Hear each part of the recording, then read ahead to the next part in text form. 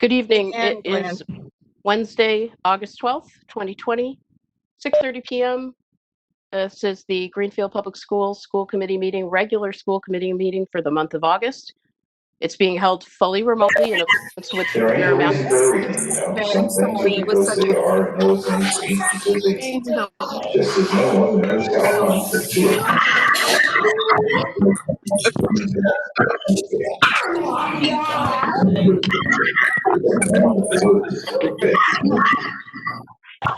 Job to do that. Meeting those This one is still muted. I need everyone to be muted again. I think you're okay, Mamie.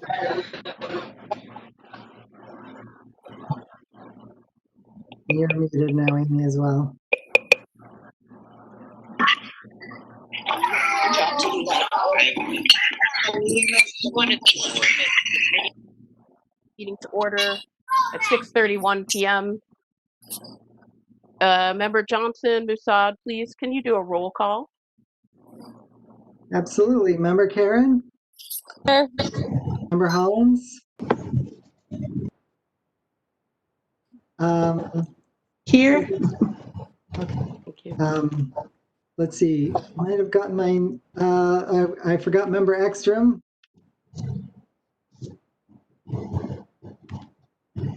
Chair Prayati? Here.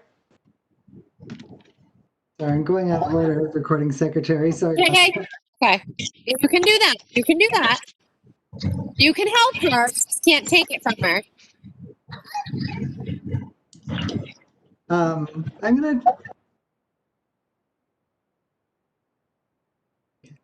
gonna start the roll call over again. I apologize.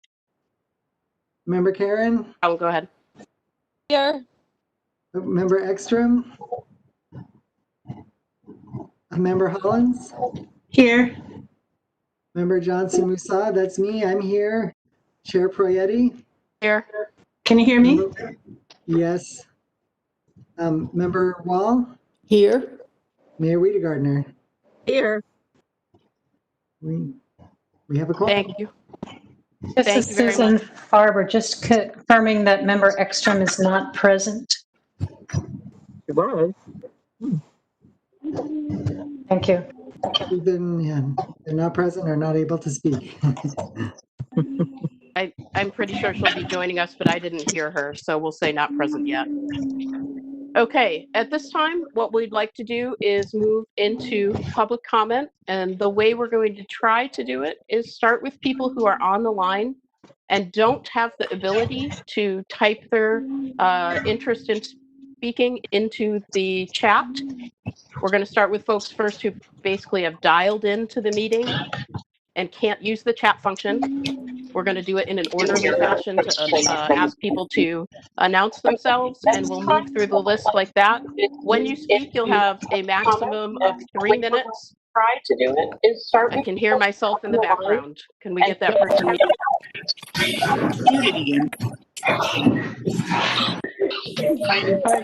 Quick question. Hello? My son wants to teach you all how to use YouTube. It's been like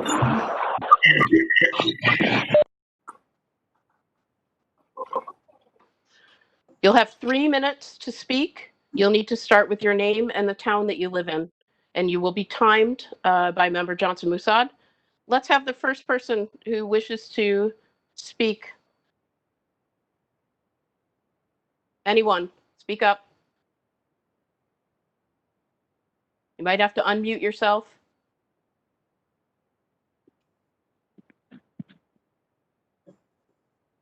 Okay, we'll do another call for that after we've done folks who are typing into the chat their wish to speak.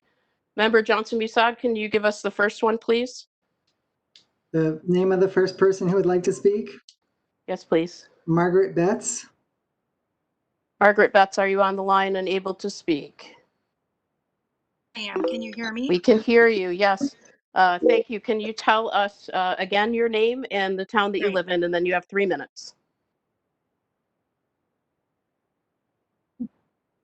Yes, my name is Margaret Betts, and I live here in Greenfield. And I was formerly a member of the school committee for 2.5 years, approximately 5 years ago. I also speak as a teacher on the show because I Margaret, I'm going to ask you to hold on for a am a teacher in second. East Hampton Public School. We can't hear what you're saying. There's a lot of interference on the line. We need to get everyone else muted. Give me just a second, okay? Mayor, can you mute everybody? And then the school committee and Margaret can go ahead and unmute themselves. I did it. Ready, you go ahead. Okay, does this work? Yes, go ahead. Can you Thank hear? you. Yes. Okay, good. My name is Margaret Betts. I live in Greenfield. I'm a teacher in East Hampton as well. I was on the school committee for approximately 2.5 years, about 5 years ago, and I am here to speak about sort of what it feels like is the duty of the school committee and encourage you to continue to stand firm in your remote plan. I know that there's currently pushback, and I know and the Department of Education have come out in favor of going back with some very limited metrics that don't seem to apply to anything other than schools. But as a teacher,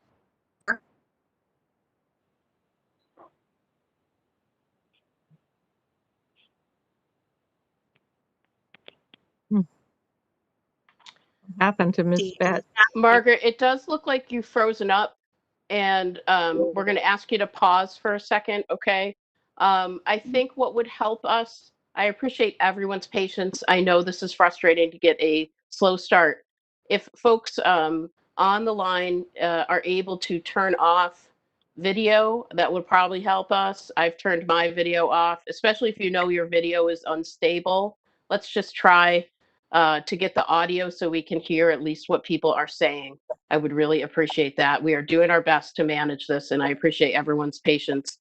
Mayor, it looks like everyone is muted, and Ms. Betts, that includes you. So if you wouldn't mind unmuting yourself, and we're going to try again.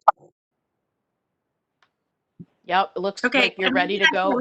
And I would like you to start from the beginning again. Okay, thank you. Thank you. Thank you. And I appreciate your patience. I've left my video off because I think that might help as well. So I served on the school committee about 5 years ago for 2.5 years. And I am also a teacher, and I'm a teacher in East Hampton. And the East Hampton School Committee recently voted for a remote-only start to school, and has some benchmarks that they may or may not be able to meet for hybrid learning. And I am so grateful to them, both as someone who was a former school committee member. I know how hard that vote is because so many families are looking to the schools to provide support for their students. But at the same time, the duty of the school committee is for safety first. And I think about the scariest time I ever had as a school committee member was thinking about what to do in the case of a threat to the schools. And the threats we used to have were school shootings, and those still are threats that we may have in the future. And the school committee had to really weigh those issues. And you now have another threat, and this threat is something we can't see or touch or smell, and we've never had encountered with it before. And the police don't know how to handle it, and the fire department doesn't know how to handle it. And I think the only safe option right now is a remote-only beginning. We have seen how the starts in the southern schools have been so poor, and I think that it one of the reasons we feel so safe in Massachusetts is because we have abided by the rules. And I think that we need to continue to stay firm on a remote start, just like Northampton, just like East Hampton, because it's for the safety of the children and the staff. And the staff should not have to be afraid to go to work. I worry about having to shut down schools. But thank you so much for listening to the safety concerns and having a remote start. And I just encourage you to stay firm on that remote start and really consider it for all learners, even those that DESE deems as necessary to start sooner, because in the end, like, our safety is more important than anything else. So thank you so much.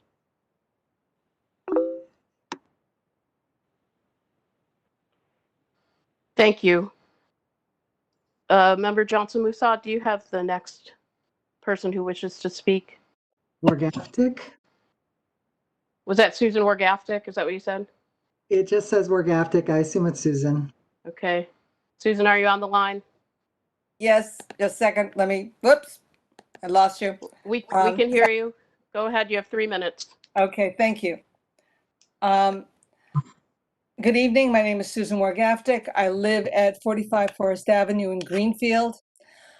I know that many of you are here to talk about opening the schools and the issue of COVID-19, but I'd also like to deal with another issue that is also a part of the schools. I'm not a parent of a child at the Greenfield schools, but I am an active and concerned member of this community.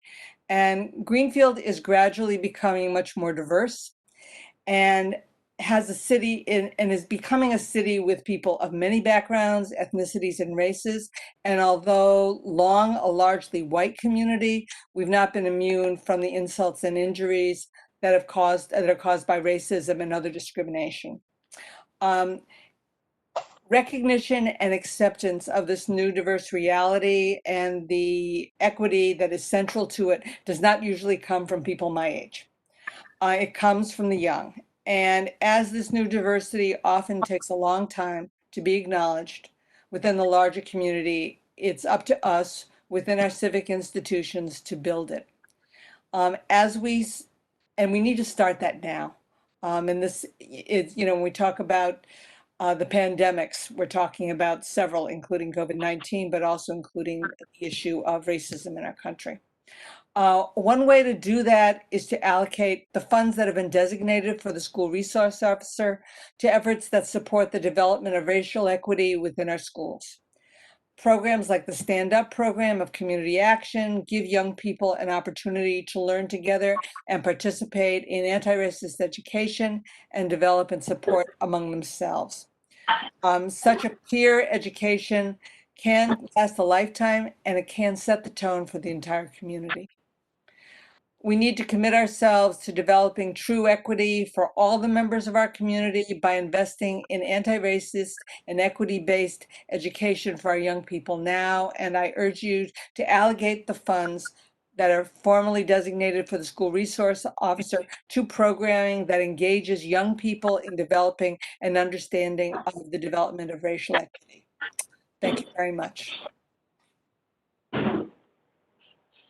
It looks like Karen Malley would like to speak. That's the last name, but if you recognize your name, go ahead and speak up. You have 3 minutes. I'm an ELL teacher at Federal Street School. I also Can you hold on for 1 second? We didn't catch your name. Can you say it again? My name is Karen Malley. Malley. Is it Malley? Yes. Thank you. Go ahead.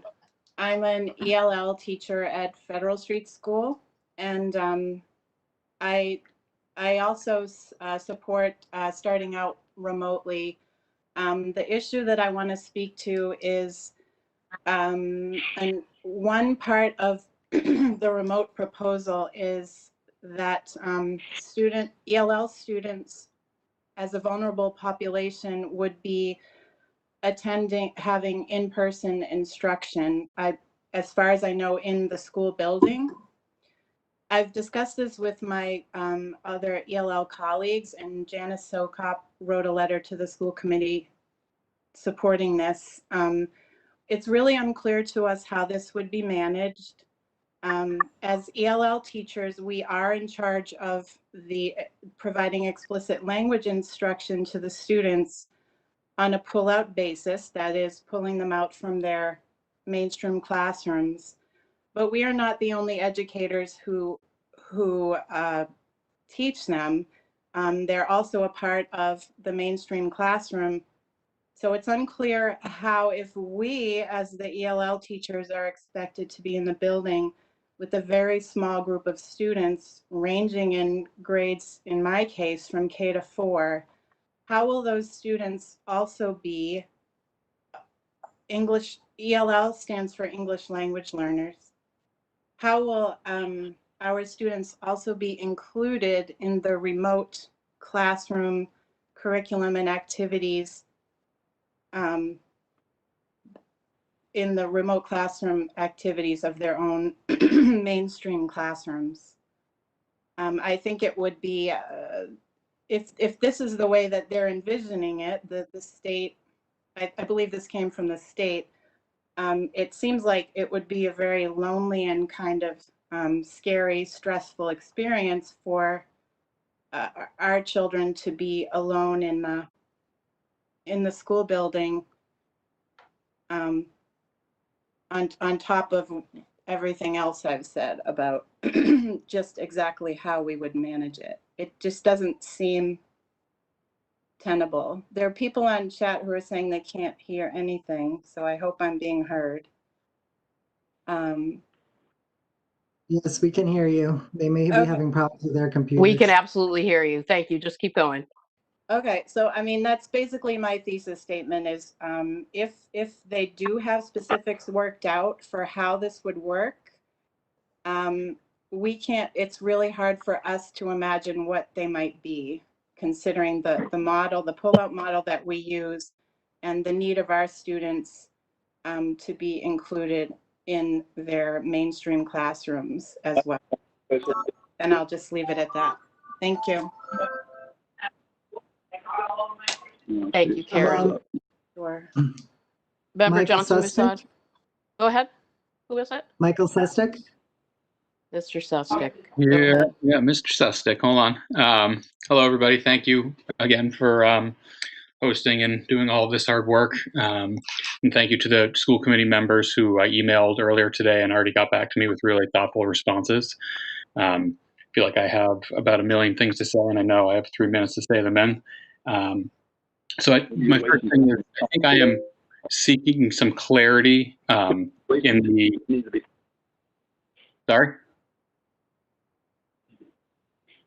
Going. That was just someone who wasn't muted. Go ahead. Okay, I'm sorry. I guess I've been looking at the schedules for what school will look or could look like with a remote plan, and I'm just seeking some clarity on a number of things. In the AEL schedule, there is a nice yellow highlighted thing that says times to be determined at discretion of teacher, working with family schedules. That's not on the elementary or any other aged schedule, and I'm wondering if that was accidentally omitted or if that's not actually happening. I would really push for some teacher and family flexibility and autonomy in creating a schedule to make sure it can work for the maximum amount of people well, for everybody. I would also, as a kindergarten teacher, say as an early childhood educator, this model just seems completely just impossible. And I would ask that we would consider making kindergarten closer to the AEL model. That was the schedule I looked at that felt like maybe it was a little bit more realistic. Because as I was looking at the schedule, it looked like there were potentially 6 times that people would have to log in to do chat, synchronous video. And we can see here with a number of adults how hard it is to get something started. If we're really considering 5 days a week or 4 days and 1/2 day, where we're multiple times a day asking kids to be logging in, are we really going to be successful?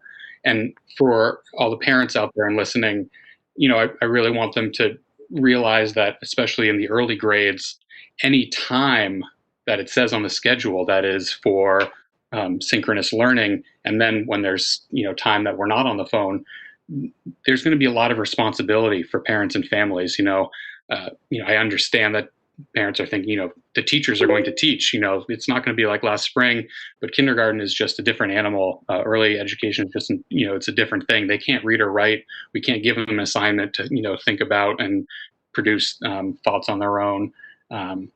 So I really, want everyone to really think and realize how, if we're agreeing to this plan of 6 logins a day, that, families have to be ready. They're going to have to be there with their kids, logging them in and sitting with them to mute, to unmute, to help answer questions, to wait their turn, to show me their work, and all of these other things.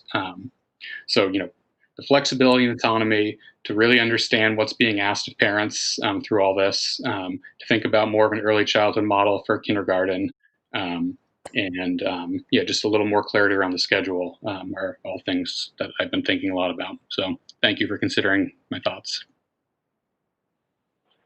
Pete Brown. Thank you. I'm Pete Brown. I live at 24 James Street here in Greenfield. I have 2 kids in the Greenfield Public Schools. I have read through the plan, the Remote Plus Learning Plan. My initial thought was that I don't like it. My second and probably more important thought was that I dislike it less than any of our other options. And I think that I don't like online learning. Not a big fan of educational technology in general. But I think that what we all have in our heads about what in-person learning looks like is just not possible in the midst of a global pandemic that has been not well managed in general in this country. So I appreciate all of the planning and thought that has gone into this plan. And of the bad options that we have, I think it is the least bad that I have seen. That said, I do have a lot of questions about it, and I think there are a ton of details that need to be worked out, at the risk of stating the obvious. I think there are, I liked, sorry, Mr. Sustick, but I like the structure and the schedules that I saw in there. But I think I would hope that we can stick to something like that, not necessarily those specific timelines, but I would not want to find us 3 weeks into it and that is all broken down because it's unworkable. I hope someone is thinking about the fact that the Chromebooks we've given out basically can't support back-to-back Google Meets. As I was saying to someone yesterday, I've had to throw about 15 of those same Chromebooks in the garbage at work because they are unusable for Google Meet. I hope that teachers will be given the time and the resources to adapt their curriculum to online delivery and virtual delivery because it is not the same, again, at the risk of stating the obvious, as in-person delivery. I could go on and on. I'm obviously not looking for answers here. I assume and I hope that the structure and process is in place to work through those and to respond as those issues come up. So that all said, I think it's the least bad option. I would urge the committee to support this plan. I know there's been new guidance out from the state today. That's nice, but I don't see anything there that should change our what we're deciding here tonight. So I think we in Greenfield need to do what we need to do and go forward with that. I will also throw in at the end that I fully support the comment earlier about reallocating SRO funding to diversity training and resources there. I think that's a great idea and we should do it. That's it. Thank you. And thanks for all your work. Ashley Wynn. Member Johnson-Musad, I'm going to step in for 1 minute here. This is the chair, and I need to really remind folks that public meetings require a bit of decorum, and we are in an unusual circumstance in that we're doing this remotely because there was an emergency law passed to allow this to happen remotely. If we were in a public session, in a public forum, in person, commentary while people are speaking would absolutely not be allowed. I want to encourage people to refrain as much as possible from doing that in the chat. The chat is not being responded to. by the school committee and will not be taken into consideration as a part of the meeting. And I need people to understand that. And it's very important that the folks managing the chat for the school committee can identify people who wish to speak. So trafficking the chat box with a lot of other commentary is counter to what we need to do and are required to do by law. So I appreciate everyone accommodating that for us to make sure the meeting runs as smoothly as possible. And Member Johnson-Musad, please go ahead and call the next person to comment. Ashley Wynn. Thank you so much, and thank you for that reminder, Chairperson. I needed that reminder as well. I wanted to send a big thank you to the great group for the continued time and energy fleshing out the Remote Plus model and just envisioning the different ways that it could work for our students. And a big thank you to the school committee for sheer tireless work helping us plan for and implement this evolving plan. It's really clear that you all are putting the health and safety of our students and the broader school community first, and that is deeply, deeply appreciated. I've had a chance to read over the plan. I should state that, so my name is Ashley Wynn.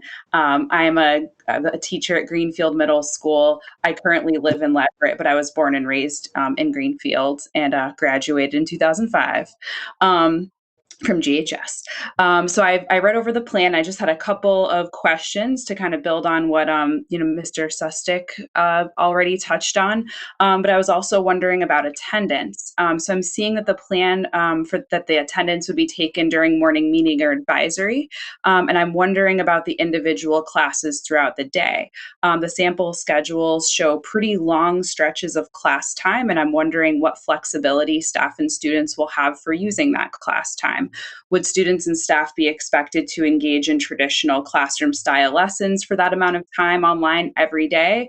Or for some days, for instance, could I assign, some independent projects or some work that I can mail home, and then students could maybe pop in for shorter periods? And then get some more one-on-one or smaller group instruction. It would be great to be able to plan for some creative uses of that time, but we would need to have a very clear understanding of what will be expected of student participation and attendance within those class blocks so teachers can plan around that. The other thing I wanted to ask about was the outdoor in-person meetings mentioned on page 25. It would be really good to know what kinds of resources we would have for setting up those meetings to reduce the number of people gathered all at once. In the past, they've been really big, awesome events, but we might need to be a little more planful about that.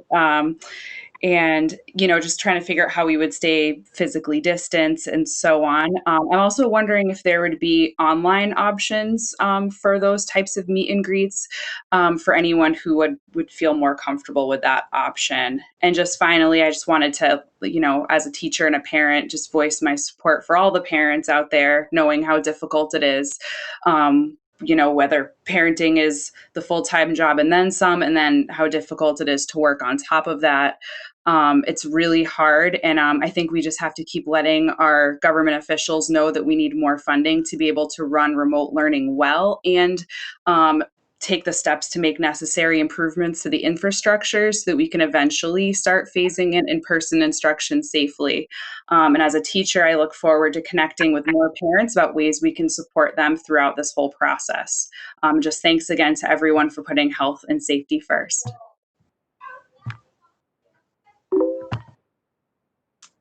Thank you, Ashley. Amy, we have a comment in the chat that people on the phone may not have been able to unmute themselves. I guess my request would be, I wonder if Superintendent Harper or Mayor Wiedegardner might be able to research how they go about doing that. And then once we're done with the public comment from people on the platform, we might be able to try that again. It looks like I have the opportunity to unmute them, but they have to, and they don't know whether they're caller 10 Correct. or caller 19. That's correct. So we're But gonna... wait, what happens is when they speak, So it blinks, it highlights. So I just have to. I don't know that works, but Well, it might. let's see if we You can know. identify a way. There's likely a way on their keypad of their phone that they can unmute themselves. *6. I don't Okay. know if you, Mayor Rita Gardner or Superintendent Harper, have access to the documentation for this platform and can give people instructions on how to do that. Yep, and we'll go ahead with the rest of the public comment through chat, and then we'll circle back to anyone who was planning to make one by phone and was unable to announce themselves. Yeah, I would encourage them to use the *6, however. *6 function, we can try that. Well, let's go ahead Yeah. with the list we already have, and we'll go back to that. Thank you. Okay. Okay, Jamie? Do we have a last name? I just see Jaimye. Can you Is hear there me? Jamie that? Yes, I can Yes, go hear you ahead, now. please. You have 3 minutes. Please Hi, let us know thank your you. full name and your town. My name is Jamie Bartek. I am from Greenfield. I'm driving, so I'm going to try to do this multitasking. Thank you, everyone, for the opportunity to comment and for all the great comments that have been made, and to the school committee for all your hard work. I was pleased to see the structure in the remote plan, so that was good. But however, in light of the very low case numbers in Greenfield and surrounding communities, I think there's been less than 10 in Greenfield in the last 3 weeks, and most surrounding communities have none. I wanted to request that the school committee reconsider its plan to go remote, because if we can't have at least a hybrid model when the numbers are this low, then when are our kids ever going to be back in school? What are the metrics that we're going to be using? We can't wait. I don't believe we can wait until it's eradicated in 2 years to begin educating our kids again. I really believe we need to reframe the way that we view COVID, because it's going to be a risk that we have to live with for the next couple of years.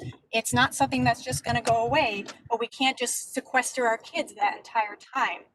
I don't really consider remote education for my first grader to be a real education. I think it was necessary in the spring, and I think it should be something that is a tool that's used as a tool of last resort. But since the risk of COVID is not going away anytime soon, and Massachusetts has managed its cases very well, we're not Georgia, we're not Texas. I think we need to learn and manage and adapt and live with COVID. We know more about the virus now. We know masks are effective. We don't have large community spread here. This is a rural area. So why can't Greenfield consider doing more, at the very least, more outdoor learning, put up tents, something? I just feel like if Frontier and Union 38 can at least attempt to go hybrid, why can't Greenfield? If Vermont, 20 minutes away with basically the same numbers, feels safe enough to go to person in school in person, why can't Greenfield at least try a hybrid option with more in-person instruction? Because remote instruction for a first grader, that's not an education.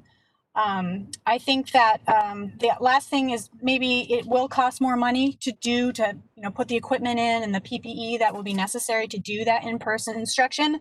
But I think you also have to consider the long-term costs of families like us, and we'd hate to do this, but that might have to go to another district or another school so our kid can get an education.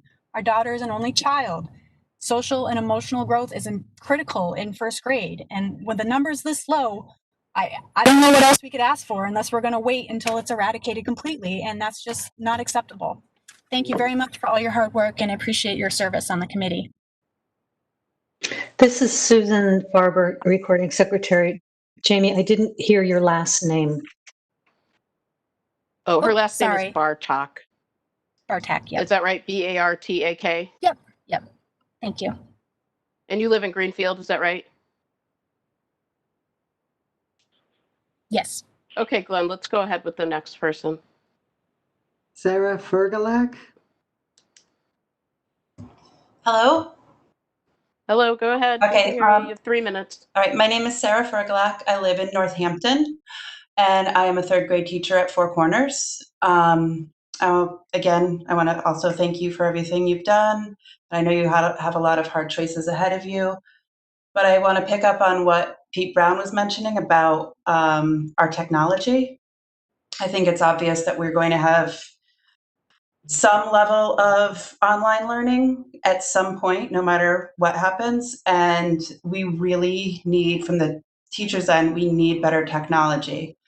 I was using my personal computer in the beginning and it stopped working. So I was lucky I had access to a Chromebook, but it's slow and kids are fast. So getting that mute button in if something's going on is very slow. Just teaching in general is really difficult. I also had trouble getting videos from various places and uploading them. So I think we need really quality, reliable, user-friendly equipment to make this successful and to make sure that we can do the best we can with what we have. Thank you. Thank you. I see a couple comments in the chat, which are people stating that they would like to ask questions. This isn't a question time. This is a public comment time. So is there anyone else on the platform who would like to make public comment?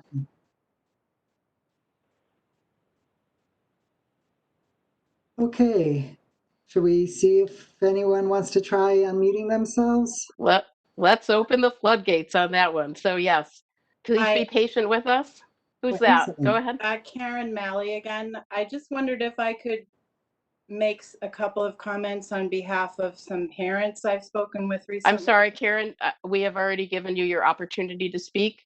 You cannot speak on behalf of someone else. We need to move on. People need to be present in public comment in order to make their comments. The problem is that these are Spanish-speaking parents, and this forum is not accessible to them. Okay. And do you have these comments verbatim that you're going to read, or how are you going to present this information? Would you prefer that I present them verbatim? I have. Well, what I would prefer is for the committee, to actually get it by email in writing, and that's fine if it comes from you or another person who's more comfortable with putting it in English. Okay. We could also probably get translation. Yeah, the superintendent's nodding her head. We have translation services available to assist with that, and we would be happy to take that public comment by email. Okay. And the other thing that I would offer, Karen, is you can find my school committee email address on the committee page of the Greenfield Public Schools website, and you can get in contact with me directly that way, and I'd be happy to spend some time by phone if we can get a translator, and we can do it that way. I'm happy to take that comment. It's hard to do it in this forum and have the integrity of the meeting the way that we are required to present it. I understand. It's just that the parents have not had access to information. They do not know what the people on this forum know about the remote. Okay. I hear that loud and clear, and I will work with the superintendent to work with you directly on that. Okay? Okay, great. Thank you so much. And let's move on to the next person, please. Anyone on the phone able to unmute themselves? Of course, we won't know if you aren't able to. Chair Prayati, I'd like to offer, if people want to email me or text me, we might be able to, if they're having technical difficulties on the phone, we might be able to get their public comment later in the meeting. Sure.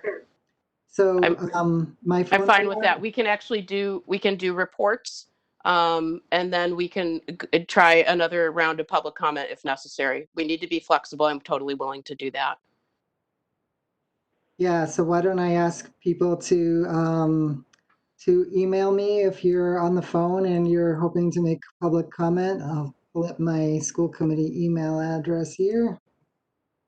glejoh1@gpsk12.org. So that's glejoh1@gpsk12.org. I'll keep an eye on email and try to work out a way for you to make your comments.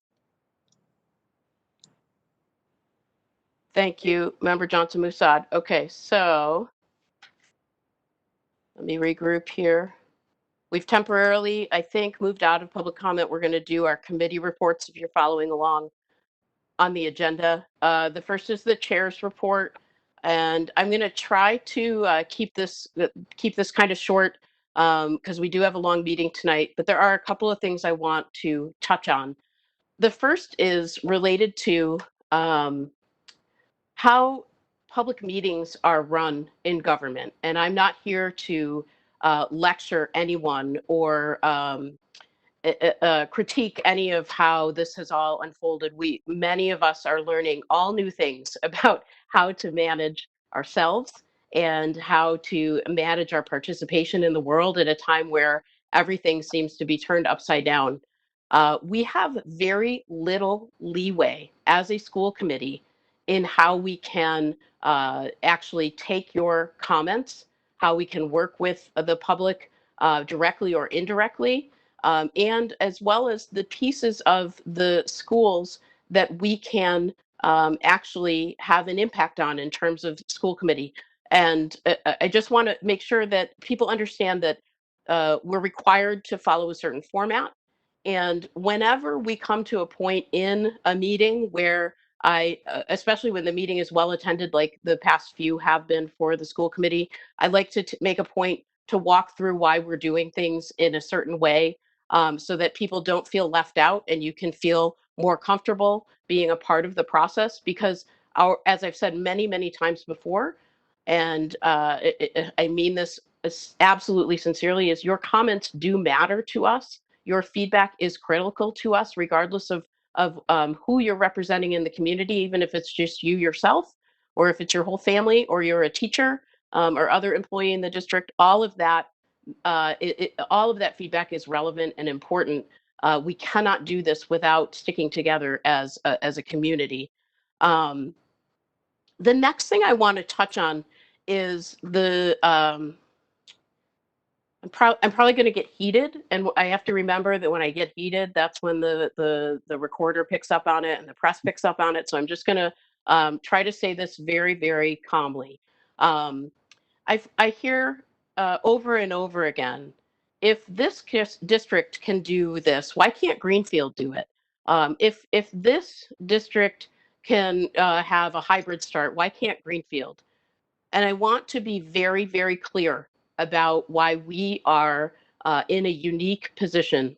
Number one, all of the other districts in Franklin County, all of the other school districts are regional school districts, and their funding is entirely different than how a municipal district like Greenfield, which just serves one community, one city, is funded. And why can't Greenfield is very simply answered by we absolutely cannot afford right now any other option than a remote start.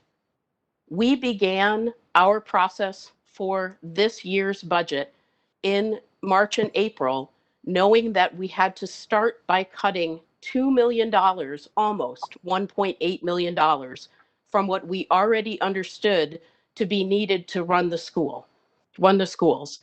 And that was our starting point.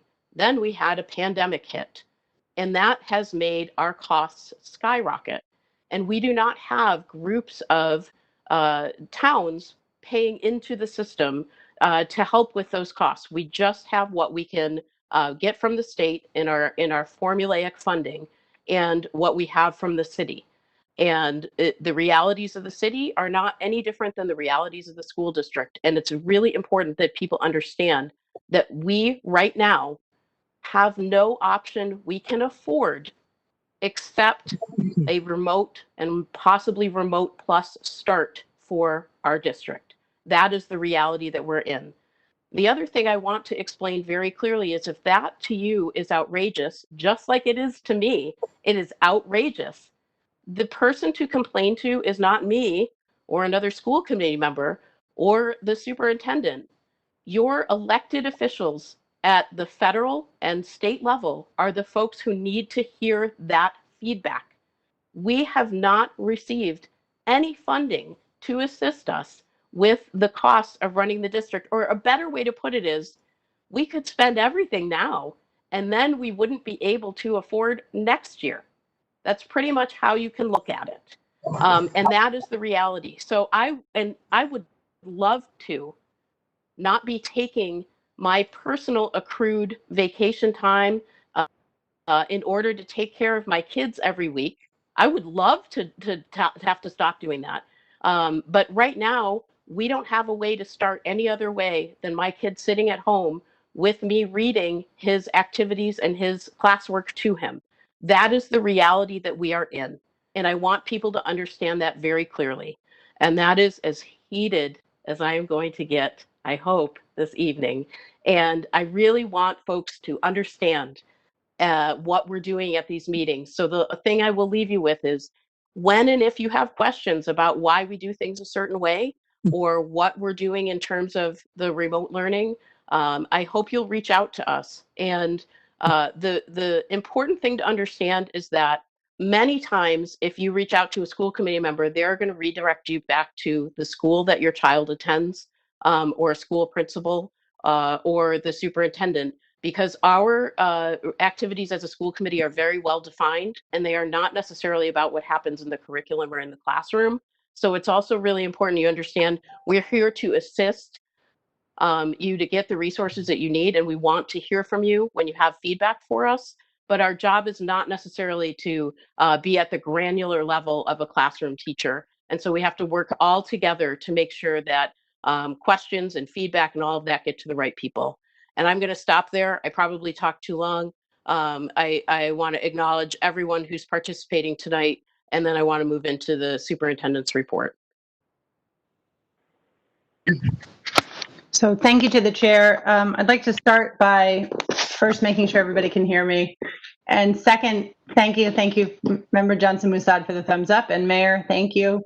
I really want to just acknowledge the incredible complexity of this situation. The sheer number of people participating is a good sign and also a sign of how complicated it is.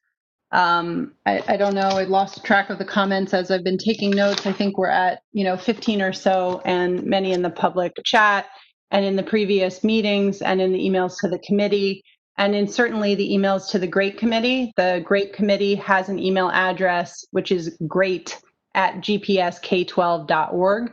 If you wanted to share a comment and you didn't get a chance tonight, please understand that this group will continue meeting. And if you want to share feedback to that committee in particular, you're welcome to continue to do so. The participation itself is a good sign and also necessary to understand all the different needs, how to ensure translation, how to ensure special education services, but also to reflect the needs of the parents in the community and the real struggles that people are facing, and the needs of the teachers, who in many cases are also parents, and not just teachers, but custodians and admin assistants and instructional assistants and everybody else, transportation folks, cafeteria folks. I just need to say, there are some people that are turning in tonight that haven't been part of previous school committee meetings. So there might be questions that you have that have been covered in previous meetings. First, I want to say we're really making an effort to make materials accessible. If you haven't read what's on the website, gpsk12.org, go to the right-hand side, click on school committee, and go down to the date of the meeting. The materials are quite in-depth, and you may find that your question is answered there. As I see questions pop up in the chat, I recognize that a lot of people are busy with their lives and busy handling the challenges that this pandemic has thrown at them, and you may not be aware of all of the information. But as we work to present answers tonight, please understand that we can't possibly cover in detail in a public meeting the level of detail that we're working to plan. And to all the teachers participating, I want to say very clearly that you have an avenue available to you both through the union and through the professional development that the district will be offering. So many of you are on summer vacation and you tuned in tonight because this is so important, and I appreciate that. And we want you to know that we are working with educators in the district, with parents in the community, but these documents are primarily for the community, for parents, for everyone to understand what the proposal is. And having said that, we have to go very in depth to understand how to do this well, because it changes everything about how we do school. If this model is selected by the school committee, it means a big change. But if we went in person, it would also mean a big change. because in person today would look nothing like it did in February or March before we closed. And hybrid is obviously a totally different game. So you all need to understand that there is tremendous work. I'm personally putting in 15-hour days most of the time. This committee has been working very hard, and you all are absolutely spot on with your questions and comments. But please understand, we're simply giving the overview tonight and in our meetings, and the good detailed questions absolutely must be answered. It's just challenging. We lose people if we go into the weeds too much. So we're trying to help provide the overview and answer questions while still planning for all those particulars that are so essential. They always say the devil's in the details. Of course, of course. So we want you to know, if you're a family member, a caregiver at home, we want you to know that we're thinking about what does it mean for a student of a particular age to have this experience, whether it's in person or hybrid or remote. And if you're an educator, we're trying to think, what does it mean for your contract? What does it mean for your skill set? What does it mean for your technology? So I thank you for raising them. As the chair said, the feedback is really important as we shape our plans. And if you haven't read the actual documentation, I think the plan itself right now is around 25 pages just on the remote plus part to provide some extra detail that was requested by this committee. And that's why we focused on that particular plan in tonight's materials. But we have spent time fleshing out the in-person, the hybrid, and the remote options each. That is what is required of us by the Department of Education. I'd also just like to comment about the press information and the information from the commissioner and the governor.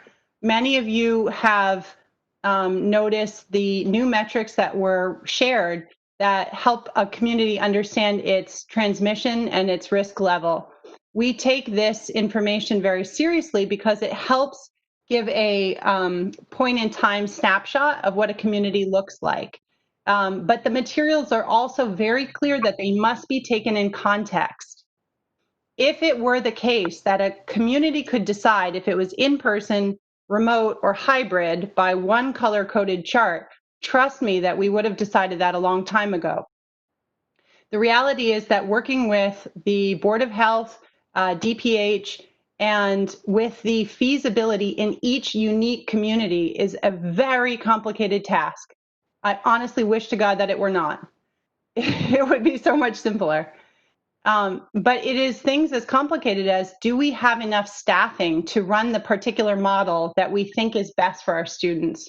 Or are there too many staff with a medical leave to make that even feasible? So another huge one is just transportation. We know that it would easily cost more than $1 million simply to provide busing with no other changes based on the physical distancing guidelines. So the cost to the local community is a huge factor. And having said all of that, as a parent myself, I can just echo the sentiment that everyone has said. This is not easy, and it feels very clear to me that there is no solution that is going to work for everyone.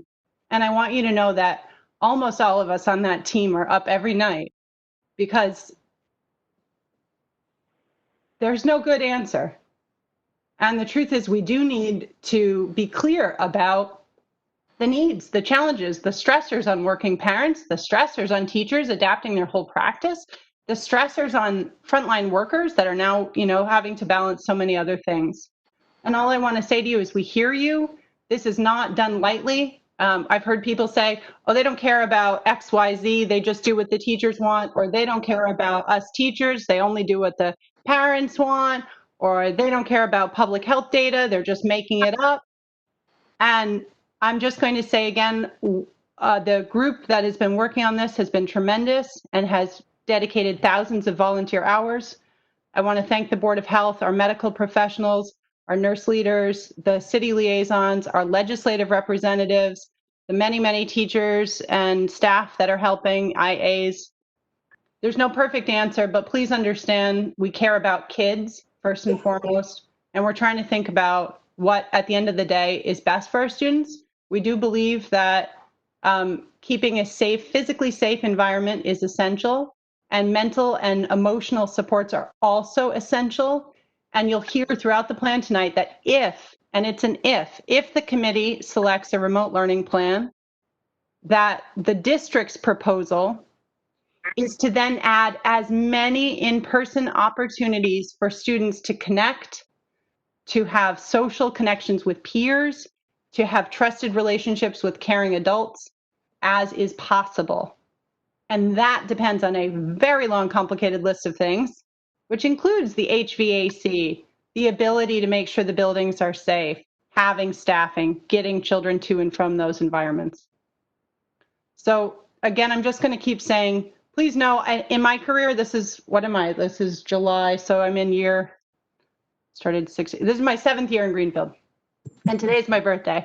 And I'm celebrating with all of you. Happy birthday. Thank you. And I'm celebrating we're with now all in of August. you. Right. So in July, it became my 7th year. And what I mean is, I've never seen anything like this. And my colleagues all across the state have never seen anything like it. And many educators I know are thinking, wow, this isn't what I signed up for. And many parents are thinking, that's not what I thought schools were. We know. All I can I tell wonder you if any school committee members are saying that's not what they signed up for. You can't get out of it now, Chair. Nope. I mean, well, I would offer, I mean, if anyone wants to recall me, there is a process for recalling my election. And it's out there if anyone wants to help me out. No, I'm joking. That's a joke. That's totally a joke. Superintendent Harper, were you done? You're muted. So yeah. Are you done? I'll yield my time. No, please, if you have more to say, go ahead. Okay, so we have subcommittee reports at this point. I'm wondering if Member Ekstrom has anything to report from Budget Subcommittee.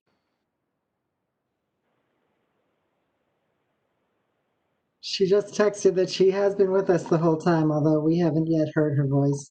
Yes. I don't see her on the list. She's called in because she's she's on one the of the Cape. callers. Yeah. One of the callers. Member Ekstrom, do you have a report? I do have a comment from someone that was emailed in. Yep. Okay, so I'm going to assume there's no subcommittee report from budget. There is, I don't know if there's minutes already available from that meeting, which was last Friday, but we certainly have the recording, which can be made available to you if you want to enjoy it.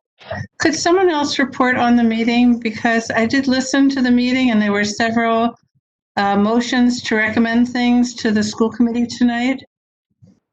I think we got to get Member Ekstrom's audio figured out because she's apparently on the meeting but unable to speak. That's correct. She just texted me that very colorfully. I am not prepared. Can you get that off your ear so I can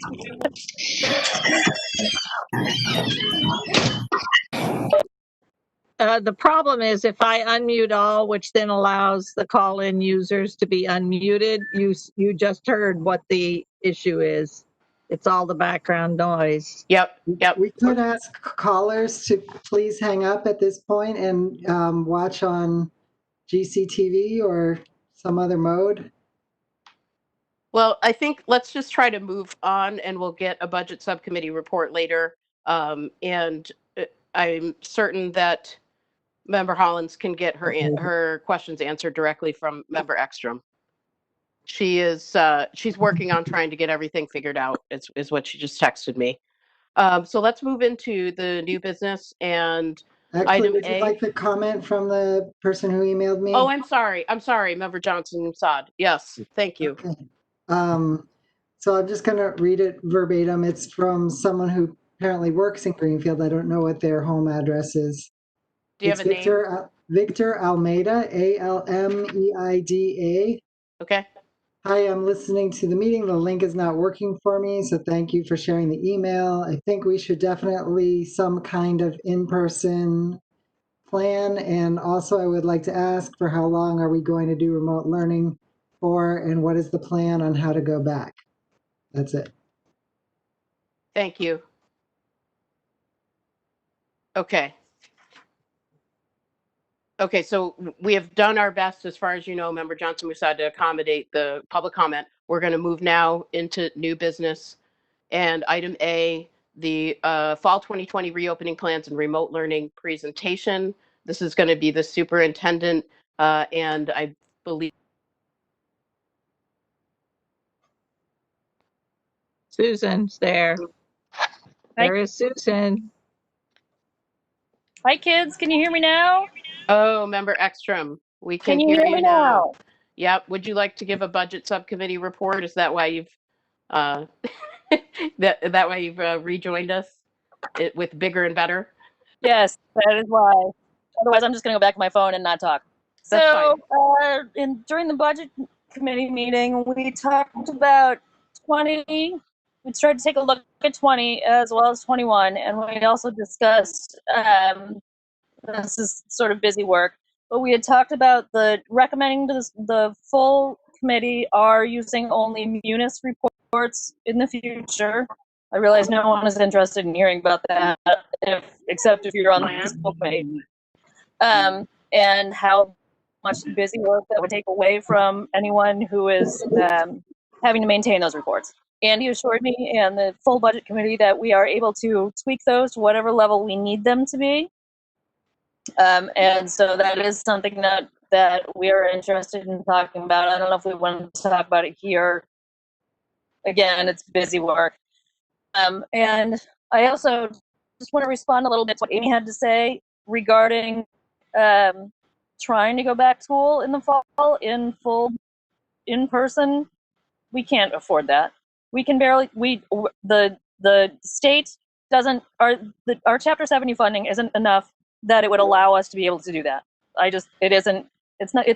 Chapter 70 funding isn't enough to allow us to actually hold school the way it should be held to educate the students in the city of Greenfield. So our only options right now are truly going remote completely or doing a hybrid option. That's truly all there is. 21 we're taking a look at, but it's really a guessing game of, is it going to be, the state isn't announcing their budget until October. Are we going to get more funding? Are we going to get less funding? We have no idea. So it really is a hurry up and wait process. Amy, can you think of anything? Did I miss any salient points? I think of something. Sure, Susan, go ahead. Thank you for sending me the meeting. There was a motion to ask the school committee to come up with a different take a look at a budget model for the preschool and to consider a reduced tuition according to a new model. There was a big discussion on early childhood. Yes, there was, and we're actually going to get into that a little bit later on our agenda from what I can see. That is item B on the agenda. Okay. Okay. That's why I didn't bring it up. Okay. It's about Amy, the budget anything? subcommittee report. I think that was a good summary. May I ask a question? Who is that? I think it was Susan. It's me, Katie. Oh, yeah, yes, go ahead. Katie, I'm sorry. Go ahead. Member Karen, please. I just want to clarify something that Susan Ekstrom just said, that that we absolutely cannot afford a remote plan. We could, I'm sorry, a fully oh man, that's going to go bad. A fully in-person plan. We can only at this moment afford a remote or hybrid plan. And before this blows up into, she said we can do it, so why aren't we doing it? Can you talk more about the realities of if we can actually afford a hybrid plan, since we don't have the state budget and we don't know for sure when that will be coming? And even I believe with the hybrid plan, busing the students is still an extra $1.5 million alone. Right. I just want to be clear so that we don't, I hear families, they want to go back. I also hear that we shouldn't destroy a local budget further, and as Amy's mentioned earlier, not be able to go to school at all next year because we have no money. Right. So I just want to make sure we're clear. That's all. Truthfully, I don't know how it is that we will be able to absorb the costs, shall I say, rather than afford a hybrid program or platform or whatever it is we want to call it. However, we don't know that until we start. It's dependent upon how many parents actually send their children back to school, how many people are willing to do their driving for their student to get to school. Transportation is a huge cost. If we went fully back to school, it would be $2.5 million, and I actually think that's a low estimate. We would have to buy 3 additional yellow buses. I haven't seen a cost on those, but one can only imagine. We're going to have to be very careful and very conscious and make smart money decisions related to everything that we do. I appreciate the question so much, Member Karen, and I just, because you asked that question, I also wanted to jump in and Member Ekstrom, can you give us like a 2-sentence summary for people who might not understand what's Chapter 70? Chapter 70 funding is the amount of funds that the state gives to a school district, town, regional, whatever it is, to fund the schools. They sort of allot X number per student, and that's a really shorthand version, but that's basically what it breaks down to. Okay, thanks. This is Katie again. I have one more question. Shoot. I started listening to the budget meeting the other day, and it was following a 2.5 at least hour great team meeting. So my brain faded out and I had to get off. But did you get a chance to look at bringing back, I think this may be on our topic for later, so that can skip about the RIFT employees, but also did you talk at all about the employees that we would need to bring back if we were to open hybrid? I think it was a half-time nurse at every school. It was like kind of a long list. We did. We had a quick discussion because the superintendent wasn't necessarily ready to give us a list of we need this, that, and the other thing that was a sort of finalized list. And so we actually asked her to bring that forward to us this evening.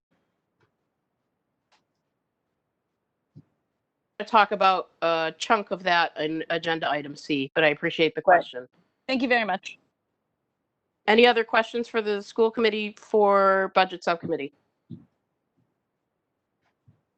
I have a question related to budget. I don't know if it's let's try it. I was just looking at a line item for parking. It was, I think this is the middle school parking lot that we rent from the Blessed Sacrament Church. Right. And it was $10,800 in fiscal year 20 and $22,297 for fiscal year 21. Is that an appropriate thing to ask about now? Why don't you ask and let's see. Well, just is that is an increase due to their, I mean, I think we have less space and less convenient space now, but it looks like the cost of it has more than doubled. I just wanted to make sure I was reading that right. We actually signed a new agreement with them. I think it was in January.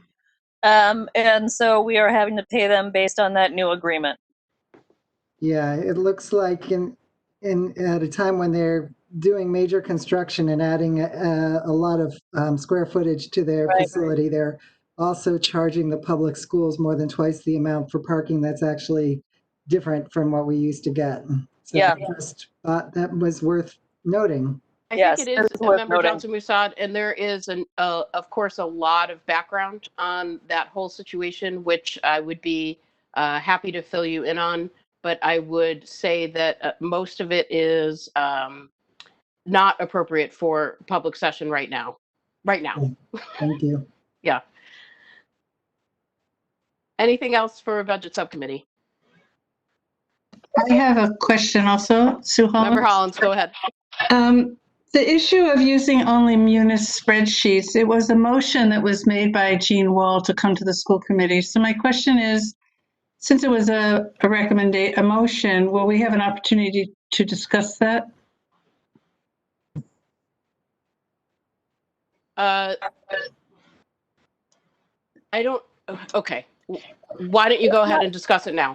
Go. What is it that you need to talk about? It's not on the agenda though. It isn't on the. It is not on the agenda. I'm curious about. This is more of an administrative thing. This has really nothing to do with how we manage the school committee. It has everything to do with how we manage the budget. I'm sorry. It actually doesn't. Why don't you know what? Why don't we have actually that discussion? I'm trying to think of an appropriate place to have it, but it is not right now. Okay. Well, what I was asking is about the motion to recommend that to the school committee. So we're it's only we're in the middle of identifying what to do in just a few weeks with the beginning of the school year, and this piece is just not something we need to spend time on in public comment or in public session right now. I'd like to move on, and we can discuss it at another time. Chair? I'm sorry. Yes, go ahead. On the agenda, the third item is FY20 and 21 budget, item C. Yep. And it may be appropriate to have a discussion about how FY20 and 21 budget are reported in that item. Let's try it out there. I appreciate that. Thank you very much. I'm not trying to be difficult about it. I just want to make sure we discuss it in an organized way that people can follow. And I don't think having it right now is the appropriate way to have that discussion. Any other questions about the budget subcommittee? All right, so we're going to move into the new business. Wow, it feels like we did that 20 minutes ago, doesn't it? Let's try again. Let's try moving into new business. The 2020 reopening plan and the remote learning presentation. Superintendent Harper and whoever your cast of characters is, go ahead. All right, so we have the presentation up. It's also in the packet, so if you are for any reason having trouble with your video or you are listening only to the audio portion, you can look on the gpsk12.org website. Again, go to the right-hand side, click on School Committee at the top, and scroll down to August 12th. You'll find this presentation with, I think, only tiny, minor edits that have to do with updating dates or typos or that kind of thing. There's a number of folks from the GREAT team that are presenting with us tonight. I'm going to do some of the presenting just to sort of ease the burden on them, but this is a collective effort and 25 or 30 or so folks putting this information together. And the presentation, again, is a summary of the more detailed plan documents that are also on the website. So there may be things not covered in this presentation that are in those documents, which are also publicly available. And Lauren is going to ably click through to the next slide. Next slide, please. All right, this timeline should look familiar. It was presented in our previous July 30th presentation. And the idea here is just to give you a sense of actually how compressed this timeline has been. The initial fall reopening guidance from the state came out June 25th. The official first meeting of the GREAT team was the next day, June 26th. We've met 2 or 3 times a week since then, plus subcommittee meetings. And you can kind of see that we didn't continue to update on the left-hand side all of the guidance coming from the state, but you can see that on June 25th, when we started our task, it wasn't like all the information was available to us. It has continued to be unfolding. It wasn't until down at the end of July that we even got facilities guidance. And so that means that some of the work that was really pivotal wasn't able to be realized in full detail until later. What's not on here is that in the last couple of days, we've gotten new metrics from the state. A few days before that, we got a list of approved HVAC vendors. A few days before that, the timeline was changed. So that previously the documents were due on August 10th, now they're due on the 14th. So that's actually a good change, but there's been a number of changes. So throughout that, the team has continued to try to make sense of what it is that is being asked of us and the changing guidance along with changing public health data, and to put that together in a comprehensive team with parents and public health officials and our nurse leader and teachers, and to make sense of what is the best recommendation to move forward for you all. So tonight we're going to talk, next slide, please. Tonight we're going to revisit some specific plans, but we're also going to talk a little bit about all the plans. Keep in mind that our plans that are due to the state are going to reflect all of the required plans. They will include an in-person model following the state required 3-foot distancing guidelines. This would be only possible if enough students selected remote learning to really reduce the demand on the schools, we would, in this model, provide 4 days per week of schooling, Monday through Thursday. On Fridays, we would do deep cleaning, teacher collaboration, and student feedback. We would work to group students into cohorts. Again, this model would be most challenging unless enough students opted to stay home entirely, leaving us with enough students left in the building that we could physically space them. At the high school level, there was not a way to form cohorts in order to reduce the transmission, so they would follow a modified course schedule. That was the first proposal that we brought forward. The second proposal was a hybrid model. Under the hybrid model, because there are fewer students in the building at any time, you can use greater physical distancing between students. So we would follow the 6-foot distancing guideline wherever possible, but not in all classroom. I think at the high school, we found out that there would be at least 30 classes that couldn't follow 6-foot distancing, even in a hybrid model, and they would need to be 3 feet apart. It reduces most class occupancy by 50%, but not in all cases. Under a hybrid model, students would only attend 2 days per week and in person, and they would have remote instruction 3 days per week.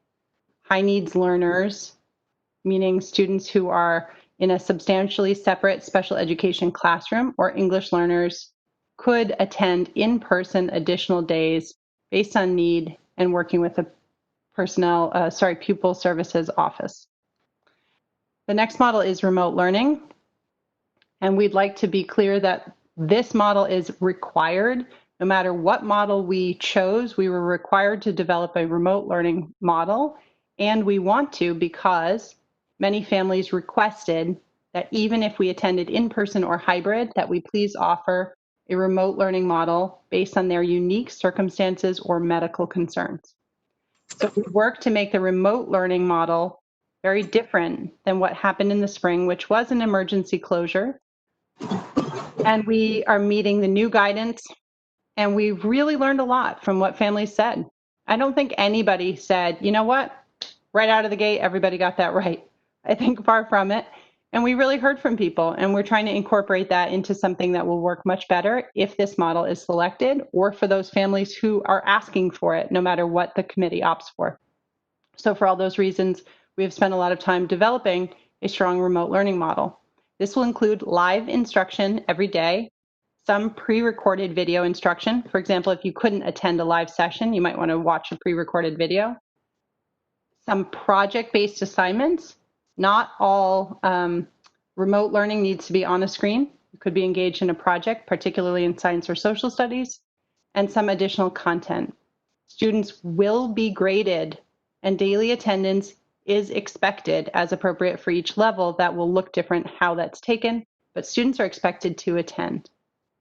And in the Remote Plus model, essentially the platform, the baseline for everyone is remote learning, but then we combine that with an additional in-person services. So we exceed the requirement for meeting everyone's remote learning needs by putting more intensive services for high need students.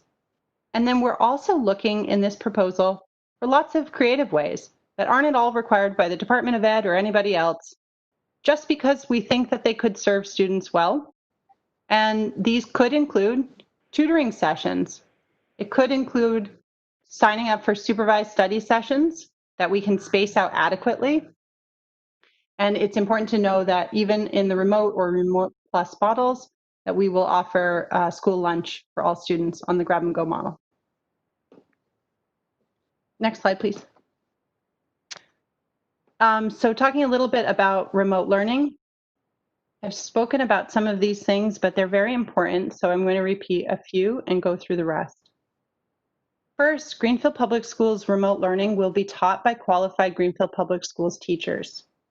This is really important. In some districts, remote learning is a purchased or canned curriculum. And the GREAT team evaluated several platforms. The state released many models that were available through the state bid at a lesser price. The cheapest option that we evaluated, if we purchased it, would be about $450,000 for all students to have access to for remote learning. and it provides essentially pre-recorded information that students can participate in using a platform that has that service.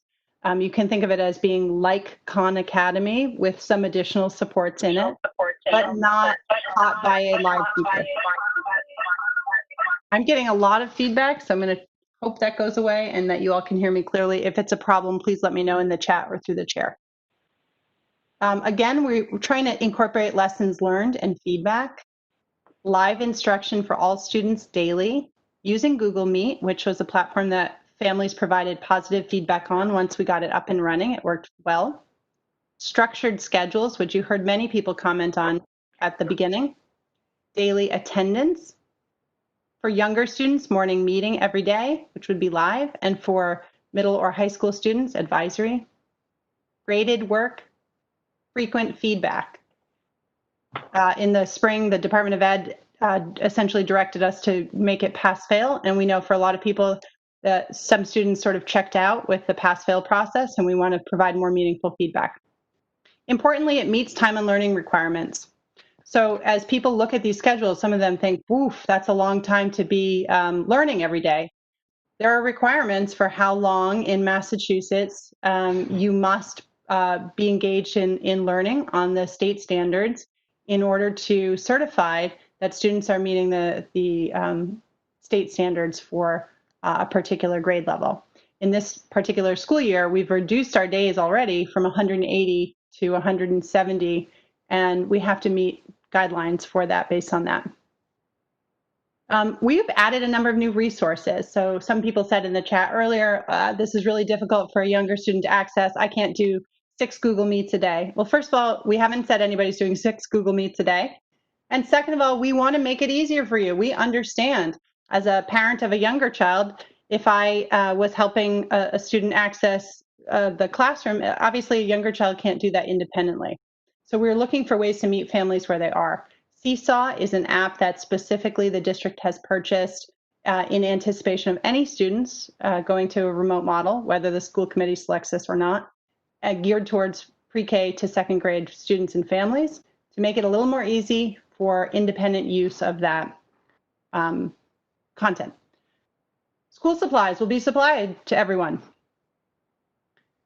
One of the complaints and concerns that we heard is that we were asking students to do activities and something maybe simple like, please take out a pencil and a piece of paper and do this assignment or a mathematics problem. And we were hearing that students didn't have a sharpened pencil and didn't have paper at home. And this really talks about equity and access. And the reality of the situation for many of our students is that this is an actual daily struggle for them. So we decided that if there was a chance of the district going remote at any point in the year, we would invest in school supplies for all Greenfield Public Schools families. If you don't need this and you want to donate it to another family or back to the school, that's fine. We'll make good use of those supplies. But we want to make sure that this is not a barrier for students. And school meals will continue to be served. Next slide, please. I'm going to ask our lead nurse to jump in here with a comment regarding the public health data. Pam, are you, can you hear us okay?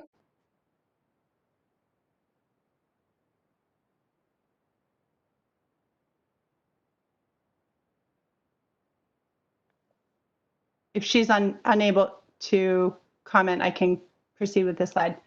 So Hi, are you waiting for me? Sorry. Yep, go ahead, please, Pam. Thank you. This is Pam Owen. I'm the lead school nurse for Greenfield.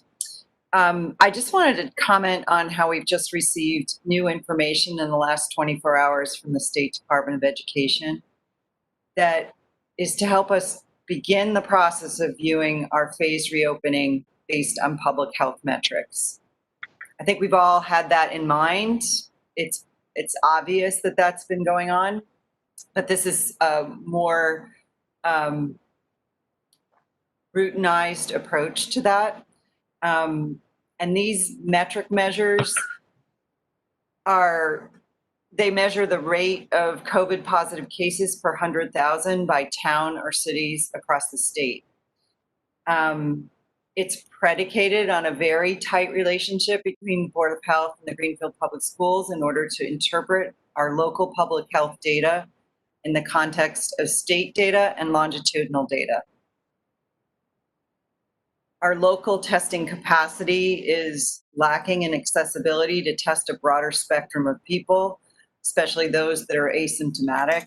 And this informs the kind of data that we get, and we necessarily need to interpret based on what we're able to test in order to derive prevalence numbers.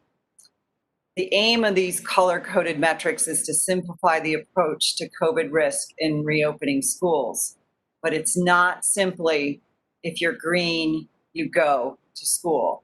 And in reality, it's incredibly complex. It fluctuates by 7-day cycles.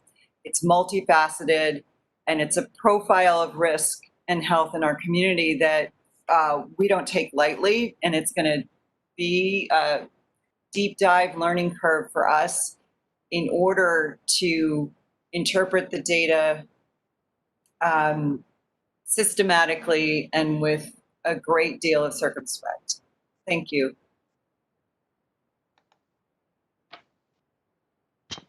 Thank you, Pam. Next slide, please.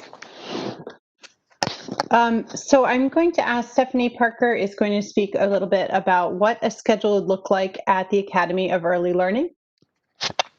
Hi, can everybody hear me? We can. Okay, great. So my name is Steph Parker. I've been a member of the Great Committee this summer, and also I'm a teacher at AEL. Over the past 2 weeks, the Preschool Great Team has developed what we believe to be a developmentally appropriate, engaging schedule to be used for remote teaching and learning at the preschool level. We have balanced live instruction with offline learning, giving ample opportunities for teachers to have face-to-face meetings with students and caregivers, as well as time spent off screen doing what preschoolers do best, learning through play and experiences. I'll explain what each block of time will entail as we look at the sample schedules. And in order to streamline the explanation, I'll speak about both the full day and half day models, which are on 2 separate slides. Okay, so for both the full day and half day programs, each day will begin with a morning meeting. This will be conducted via Google Meet. We envision this time looking like circle time with greetings, songs, calendar, weather, and outlining our plans for the day. After morning meeting, full day students will be provided with a movement activity or a story. Movement activities may include an activity from Go Noodle, School Moves, or teacher created activities.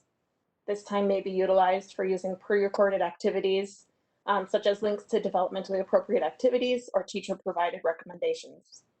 During this time, half-day students will be participating in a special. Specials might include music, art, mindfulness, physical education, or a special guest reader. At 9 a.m., all students will be provided with live instruction, which again will be taking place via Google Meet, and will include instruction from resources such as our Opening of the World of Learning curriculum,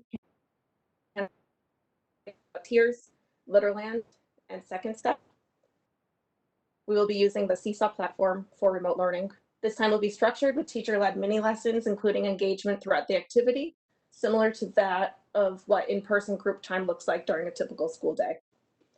This time may also be used to teach the student and caregivers the activity they will complete later in the day, using materials provided by the teachers and district. Teachers have also discussed options to provide parent training in using all materials. After live instruction, students will be allotted time for snack, which can be offered live in order to promote social engagement. After snack, the full day classes will attend specials, like I said before, live or pre-recorded music, art, PE, mindfulness, or a guest reader. And half day and students will engage in the pre-recorded activities. Full day students participate in pre-recorded activities after specials. These might include instruction for the Put On Your Owl Eyes outdoor science curriculum, instructions for completing work sent home in the biweekly packets, or curricular and theme-based art and hands-on learning activities. Daily recess will be included in the routine each day. and instructional assistants may provide ideas for games and activities. Also included for both full day and half day programs are theme-based and instructional material packets sent home bi-weekly, from which half day students will complete 1 activity a day and full day students will complete 2 each day. Both programs will wrap up with a live closing circle to come together one last time. And full day students will then have lunch, which can also be another time for social engagement before moving on to complete their at-home activities. Activities completed at home can be uploaded through Seesaw, email, or other means and shared with teachers and IAs for feedback. In the afternoon, teachers will provide feedback at least 3 times weekly, hold weekly office hours, and participate in collaboration, IEP meetings, and check-ins with administrators. The team truly believes that this proposed remote learning schedule balances live instruction with offline, hands-on active learning opportunities, keeping in mind time spent on learning requirements. We believe we have balanced screen time with engaging hands-on materials, understanding that our youngest learners should not be participating in too much screen time, but more through play and hands-on learning, just as if we were at school. Thank you. Thank you. Thank you, Steph. Next slide will be presented by Eric Stone at Newton School. Hi, can everybody hear me? Right on. My name is Eric Stone. I teach at Newton School. I've been there for about 11 years. I first want to echo Superintendent Harper's comments that there are no good options. We all know what we want, and unfortunately, this is what we got. Having said that, to be clear, what Greenfield Public Schools had to do in the spring was more crisis response than true remote teaching. The plan, as being presented now, is more cohesive and structured. As you can see in this proposed sample schedule, a student's day could begin at 8:35 with morning meeting. If approved, students would be expected to log on to live interaction with their teachers starting at 8:35. Starting at 9. A lesson would be presented by the teacher in either ELA or math. In this sample, active in-person instruction could run about 20 minutes. Students would then work independently or in small groups, meeting with their teacher in breakout sessions to be determined by the teacher. 10:30 is a screen break and movement time, as we know that time away from screens is important. At 10:45, again, in this scenario, students would log back onto Google Meet for another live lesson from the teacher. Again, after a 20-minute or so live lesson, breakout sessions will be developed as students work independently or in small groups. 12:15, 12:45 is lunch for students and staff. At 12:45, students would log back onto Google Meet for a short debrief of the morning and read aloud. This is important. It's a way to build in social emotional skills, literacy, promote real-time connections and relationships. It's an important part of teachers' work to do not just academics, but also address the mental health and emotional concerns of our kids. And part of what we heard students missed most in the spring was a live connection with a trusted adult. 1:15 to 2 right now is slated for science and social studies, again, combining live in-person lessons with independent work and small group breakout sessions. We are looking for as many ways to incorporate project-based learning in science and social studies as possible. Not all learning will need to be done live in front of a screen. At 2 o'clock, students will participate in a lesson with special teachers. We know the arts are very important. And at 2:45, students at the elementary level reconvene with their classroom teacher for a closing meeting that will focus on what they accomplished and how they felt about the day and lay the groundwork for the next day. Because we're a responsive classroom district, this is a very important part of the routine, and again, helps us check in and adjust what we're doing and make changes for our families and students if needed. Thank you.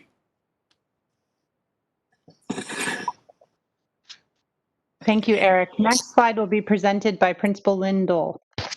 Good evening. I want to echo those who come before me in noting that there's patterns in all of the schedules at each grade level, allowing for students to start their day, in the case of the middle school, with an advisory at 8:45, and that's a consistent group experience every morning to launch the day, and the social emotional learning and community building that's so important to our advisory experience would be part of that. Students would then go to class 1 And that could be either ELA, math, social studies or science, or a unified art. And we have a very rich unified arts program at Greenfield Middle School. So this schedule with 4 class periods allows for the unified arts to be a fully experienced option within each student's day. After the advisory in the first class of the day, there'd be a movement break, and then going into second period class, then lunch, then class 3, which again could be, as I said, we'd cycle through math, ELA, social studies or science, and a unified art, and then a movement break, and finally the last class of the day. As you saw in the elementary model, it allows for some time on Wednesdays for teacher collaboration and additional outreach connections with families. Within each class period, there would be some structured learning time, typically at the beginning of the class period, and then some time for small group work, for individual work as the teacher determines should be done. I feel like this schedule allows for flexibility in the different, but it also makes sure that the connections that have been so important to our students through our advisory program are present every day. Thank you. Thank you, Principal Dole. Principal Patnode is going to talk to us about the high school schedule. Good evening, everyone. Thank you for having us. First and foremost, can you hear me? Excellent. I just want to take note with the high school schedule, the later start for high school. One of the numerous feedback comments we received from parents and from staff in the spring was that our students do not get up early and start early in remote. So we delayed the start time to hopefully increase engagement and attendance.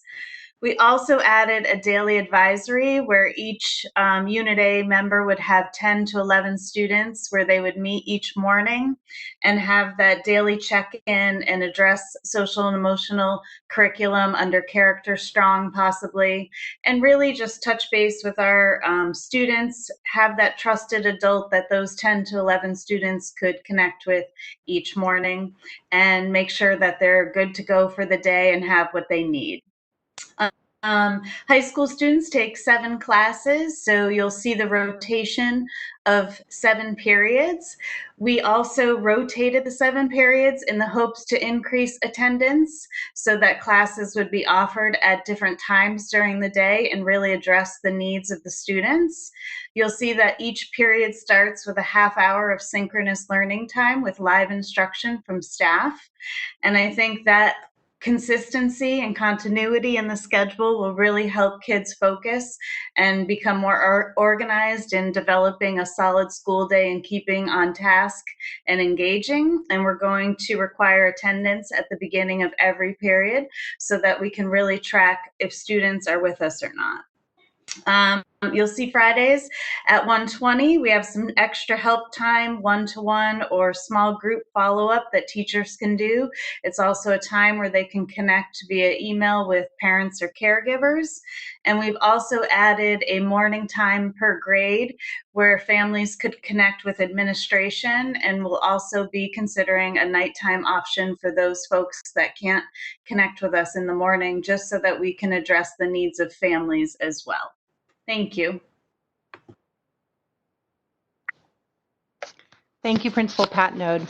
So just a couple of themes that ran through there, really focusing on breaking down instruction to 2 different components. One, including a live component, but also breaking into smaller groups. Google Meet will be releasing breakout rooms coming shortly, and there's a number of new educator controls and features that I think have really reflected the learning that has happened.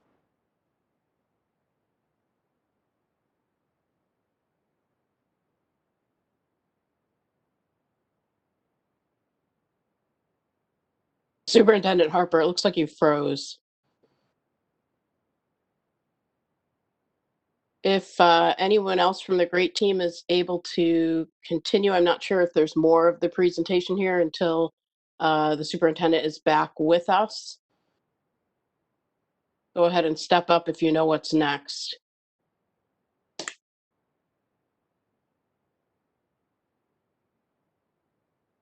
I nominate Katie. I was going to say, member Karen, do you have any idea what might be next in the schedule here? I mean, yes, I do.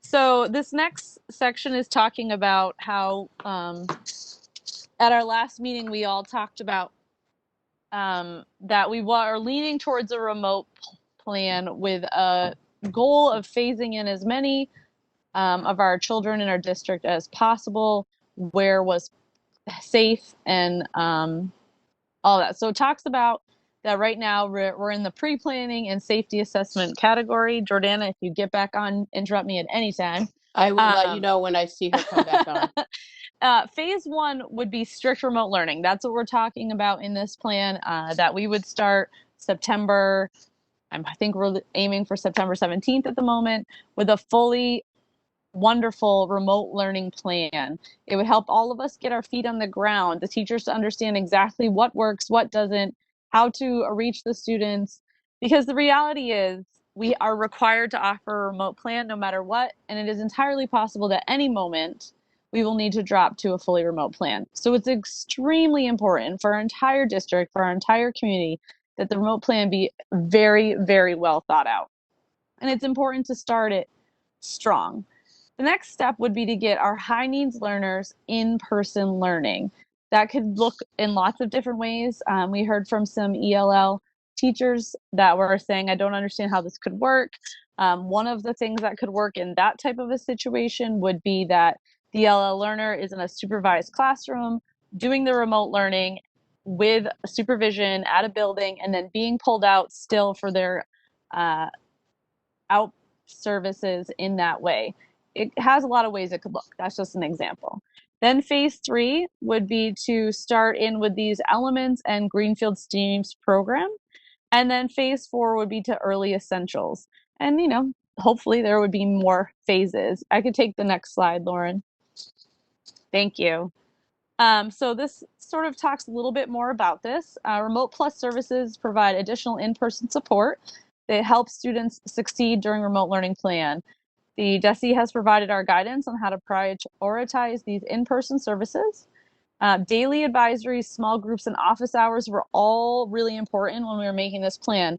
We talked over and over about how to make sure parents were able to track whether or not their children were engaged in completing assignments, and how to make it easy for parents, I should say easy for educators to communicate with the families about how that's done. You heard from Steph that at least 3 times a week, AEL will be providing feedback to its families. At the elementary school level, that may look different. At the middle school and high school, it's a guarantee, I don't really love that word, but to be updating Power School, if that's the route that we've decided to go, on certain days. So parents don't have to search through. As a parent of 4, it was very difficult for me often to find each of those categories of where my kid had completed work from. Between the 4 of them, I think there was close to 25 teachers. So that was difficult. We really thought about how to make that happen.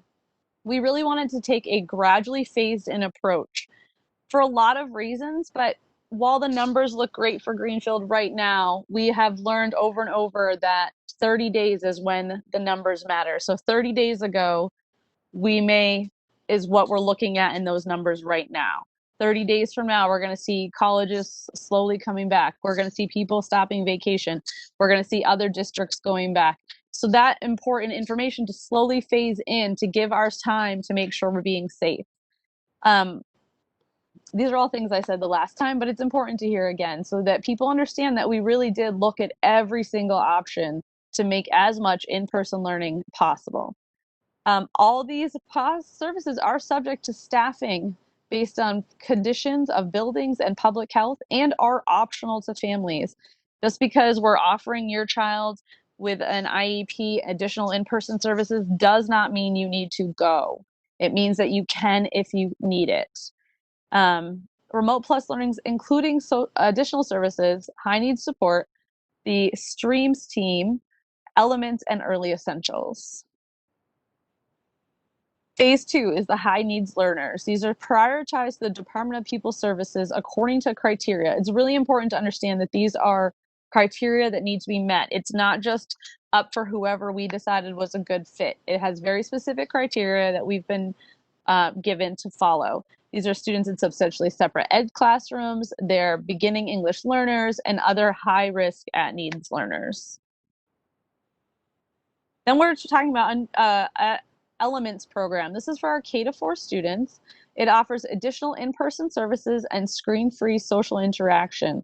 Families can select some of these options. Again, this is all, the world's going though exactly the way we wanted it to.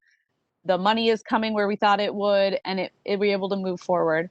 You can choose options to supplement your child's experience. So small group extra help, choice of weekly in-person specials, outdoor read-alouds.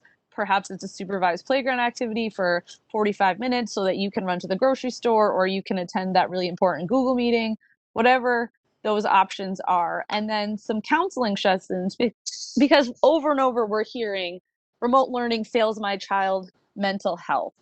And we want to make sure that everybody has access to our guidance counselors. And if that's held on a Google live stream or if held in person, we want to make sure that we have that. If we do select this plan, a survey would be sent out to gauge family response. Then we've got the Streams program. This is for our older children. It's dedicated to a limited number of GMS and GHS students. These students participate in the learning plan in a supervised, physically distant setting at the school. So imagine that your child shows up with their Chromebook and their headphones, and they're accessing their remote classroom. They're just in spaces that we are able to separate in cafeterias so that we can get the clear 6-foot guidance. And there's a staff member there, or multiple staff members, depending on how that's all playing out, to supervise them, to answer the questions, to help them make sure they're getting to their Google Meets on time, all of that stuff. Sessions would be the full length of the day, and lunch, movement, and mask breaks would be provided. Again, if we select the survey, we would send it out to the families to gauge response. And we also reserve the right really to prioritize based on DESE criteria, because that is over and over how we've been told to handle that. We're working on another program we're calling the Early Essentials Program. This is designed for early grade students whose parents and guardians are considered essential workers. Students are supervised cohort groups of up to 10. And it's that same idea. Your child comes in with a Chromebook, they do the work, they're supervised, they're in a safe place, they're socially distant, they're wearing masks, they're doing the cleaning protocols, but they're out of the home, so the families that need to be, hopefully as many as we can, based on DESE criteria first and then working up, would be able to get some support for their children's learning. This is all of these plans are under the assumption we have enough staff who are able to be in person to get this done. We have enough staff that we've been able to hire back or added to our list based on money. We would include some outdoor play and screen-free projects in that time. It's all, these are all wonderful goals. I think I'm good with that slide, Lauren. Thank you. GPS recognizes the needs of families to have flexibility and choice. It's important. We all have different needs. We all have different ways of coping at this time. So it's really important that we keep remote learning an option to all families, even if we're able to offer in-service. I'm outside, sorry for the truck noise. Students and families will be assigned a dedicated teacher. So it's your Greenfield teacher. You may or may not have been assigned one in the spring. It is your teacher. It is not a state-supported teacher. It's not a computer program. It is your teacher, and they will be having check-ins. They will be emailing. You'll be able to email them. Students will have access to district remote learning platforms, as well as any other remote learning curriculum materials, even if you choose the Roma option, and we have opted to go some sort of in-level class, in-person class. Mental health counseling and support via telehealth and in-person will be options. We are always thinking about how best to serve our community and how best to keep our community safe. And that doesn't just mean not getting COVID or any of that. It means making sure that our families and our children and our community is mentally handling the stress that they're going through at the time. So the next steps of this is a school committee vote. Then we need to submit all of these 3 plans to DESE. We need to get our professional development days going. We need to continue to ready the facilities, complete the assessments and HVAC, complete the improvements that we have been working on. We are trying desperately to get all of the materials we needed. We've been working on it since school went out. It's not, oh, we waited till we heard from the governor what we're supposed to do. No, this has been happening this whole time. I know it's hard. We maybe didn't communicate often enough what we were doing.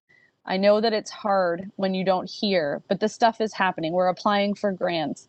Every dollar that we can get to get us going is what we are doing. And we really have a really important part of this is considered by the great team over and over was that we need to have family and student meetings before the year begins. That means some way to orientation with your kids and their teacher, if we can figure out a way to do it outside safely in small groups, if it means getting families Google Classroom teachings, like everybody logs in and me, the uneducated person who finally managed to figure out how to use Google Classroom, teaches it to you from the lay person's point of view as a way to work it out. We get the people who know what they're doing in there too, but it's important that we teach everybody how to use all of these tools, how to access all of the tools, and how to get the kids in there as well. All right, I think that's it. Is Jordana back yet? She is back. Although, Katie, you did so well. Maybe nobody wanted to I should interrupt find you. the least reliable internet provider I can find, Katie. Yeah, thanks. Member Karen, you did amazing. I want to acknowledge you weren't necessarily expecting that would happen, but you were obviously prepared, and so I appreciate you stepping in like that. Oh, thank you. So let's go ahead with questions from school committee members about what was just presented. You may need to unmute yourself. I have a question. Member Johnson-Musad, go ahead. My question is for Principal Padnod about the high school schedule. It made me think about, I guess I'm not surprised to hear that the students needed to maybe start a little bit later than you had planned.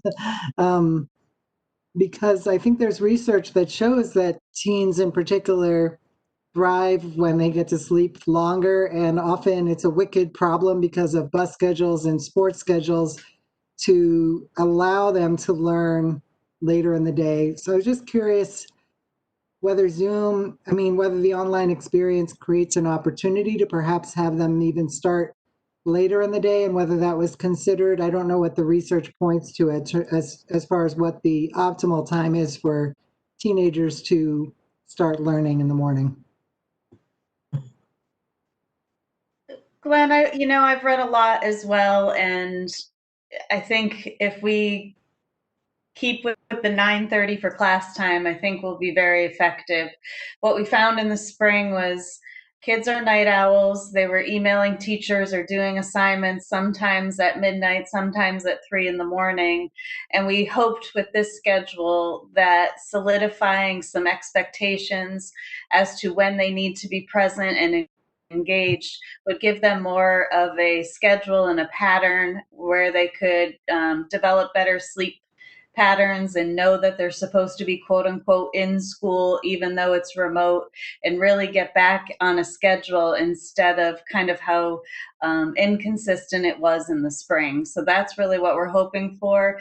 The great GHS team members, we thought 9:30 was doable, and having that advisory period before that would allow for some communications by staff. So say your 10 students haven't shown up to advisory, you could start shooting out some emails or making some connections and really getting them rise and shine by that point to get them engaged in their first class by 9:30. So there's definitely, I think, a later start time people might advocate for if we were in person.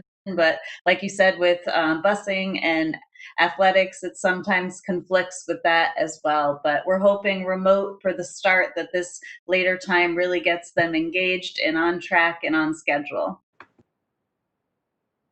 Thank you very much. Yes, thank you. Other questions from the school committee? Can you hear me? Member Ekstrom, go ahead. Yay! So I guess my question is, what if someone is unable to attend class at that time? Is it that the class is being recorded, or can they go back to it in the future if there's some point that they want to look at? That's it.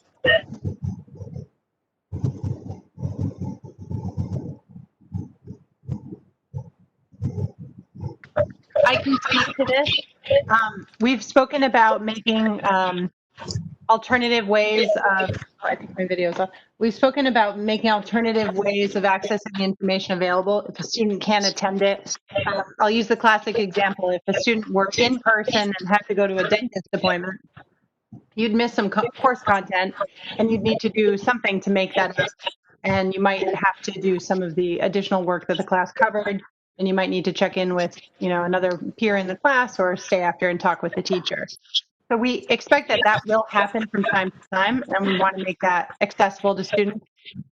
Again, these are things that need to be worked out in collaboration with the teachers' union, because we can't impose working conditions without negotiating it. So we have a lot of ideas about how this could happen. Certainly you could record the lesson and make a recording available, but we have to work out specifically what that would look like because of student privacy. And we know we want to keep the live instruction as much as possible. And we also know that there will be families that have challenges attending for a particular reason, but we are working on that attendance requirement. Thanks, Superintendent Harper. Member Hollins, I'm assuming you're unmuted because you'd like to speak. I will call on you after I call on Member Wall, but I need you to mute yourself at this point because we're getting a lot of feedback from your microphone. Member Ekstrom, did you say you had a follow-up? Yeah, I just, go ahead. So following on that, is it that live instruction is teachers and students being able to interact online together and being able to see or not see each other based on sort of, like here I am. Right now you can see me, but I could turn my camera off and I could still be participating in the class, theoretically, as long as everything was working. Is that sort of what you're envisioning would be a class? Yes, again, a lot of the presenters talked about the idea of a mini lesson and overview where the teacher is actually delivering some content and doing that live. And then in the small groups or the individual check-ins, having it much more about a conversation. So you can imagine, I'm not saying everyone will do it this way, but if you imagine, all right, today I'm going to introduce a concept and I spend 15 or 20 minutes talking about delivering using visuals and putting a multimedia presentation together, right? Not just me talking about it, but this presentation of the course content. And that could be recorded. And then I could work in small groups and talk with students and make sure that we're extending the material, that we're reaching them at their level, and that we're supporting them. So if a student missed the class, they could easily access the recording at the beginning. Would be simple to record and share without violating other students' privacy as well, if that makes sense to you. Whereas the rest of it might not be recorded because it's more about individual feedback from students. Member Ekstrom, are you good with that question? I'm going to assume that's a yes. I saw Member Wall, I believe, trying to speak, and then Member Hollins. I just wondered, For the students' time in school, how will you keep up with that on this remote platform? It seems to me like it's pretty hard to keep up with who's where and whether they're paying attention, etc. I think that teachers are experts in this. This is what teachers are good at, among other things. And you know, to some extent, we have to put some trust and responsibility in our students. And to some extent, we need to ask families for support with this. So I want to be careful that we're not saying that families are responsible for monitoring their students, but we would need to hear from a family if they're saying, hey, listen, this isn't working for my family. I would appreciate that that family reach out to the school so that the school can collaborate. If the teacher notices that the student is disengaged, not signing in, not present for attendance, and not covering the course material, we have systems in place to check in with that family, to reach out and to connect them. It could be a bunch of different reasons. I won't go into all of them, but it could be that the students' IEP needs are not being fully met and the student's having a hard time. And so maybe our special ed office needs to help more. Maybe the student has everything they need, but they're not interested. That's a different situation. Maybe the student's experiencing a medical situation and a caregiver has COVID. That's obviously a different situation.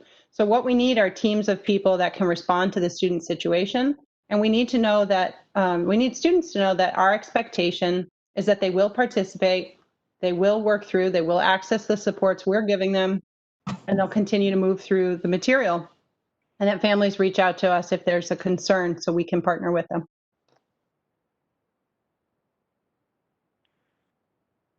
Member Wall, does that answer your question? Are you good? Absolutely. It appears to me that students may have more attention under this remote learning model than they would in the actual classroom in some ways. It looks like you've got it set up brilliantly for that. I am sure that the superintendent and the grade committee are very grateful for your feedback on that. Thank you, Member Wall. Member Hollins, let's go to you. I had a couple of questions, but first I want to thank you for all the work you've done and for the superintendent's explanation for Katie's work and everyone's work. I wanted to ask a couple questions. I'll just ask them all together. During public comment, a parent named Peter Brown commented that Chromebooks do not support back-to-back Google meetings, and I appreciate some feedback on that because it just caught my attention. And I was thinking about the part where you said that we would take attendance, and I assume attendance has something to do with grading. And I was thinking about the students who they aren't participating and they're young, and it's not really they may inherit the consequence, but it's not their particular doing that they're not attending. I think you just addressed that by people intervening, but that worries me a little bit. And I wanted to ask, because I'm particularly interested in young children, but all children getting sequential reading and math skills they need for upper grades. I think a parent of a first grader mentioned that also. And I was wondering if we will continue some kind of online tracking system for basic skills, particularly for first and second graders. Those are my questions, but thanks for all the work. And I just want to mention, I was particularly pleased to see somewhere in the presentation a mention that we have to have options and choices for parents, and that no matter what, there will be an online option. I thought that was terrific. Thank you.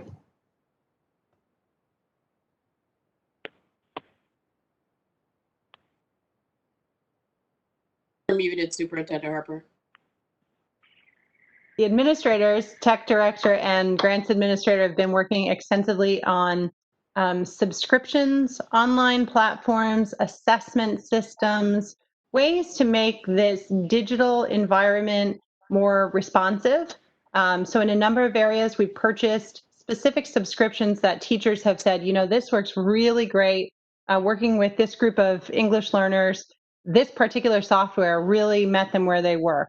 Or this assessment is really going to help me hit the ground and give them right what they need. So we've been working especially in that space, and we will share the details of those approved platforms. Some of it has been depending on grant funding to the extent that we can invest in that, but we've been doing that to some extent. The Chromebooks, I made a note of myself. I have to coordinate with our tech director. That's a new concern to me. It has been the recommendation consistently that we both use Chromebooks and G Suite Google products because we are a Google district. We use Gmail. These are Google Chrome devices. It's a real branding issue if Google Chromebooks don't work with Google Meet and back-to-back. So if that is the case, we will do our best to create a workaround or create breaks if that's a technical issue. So I appreciate, honestly, we appreciate everybody that's out there using things and trying them out in the real world and letting us know. We want to respond to these concerns and make them as responsive as possible. That is the technology we have. We invested in a lot more Chromebooks that are newer. As I said, the platform is anticipating many new releases of upgraded features. Things like raising your hand, canceling the background, the noise in the background, letting students choose their background, breakout rooms, so on and so forth. A lot of the features that folks have identified to be effective in virtual learning.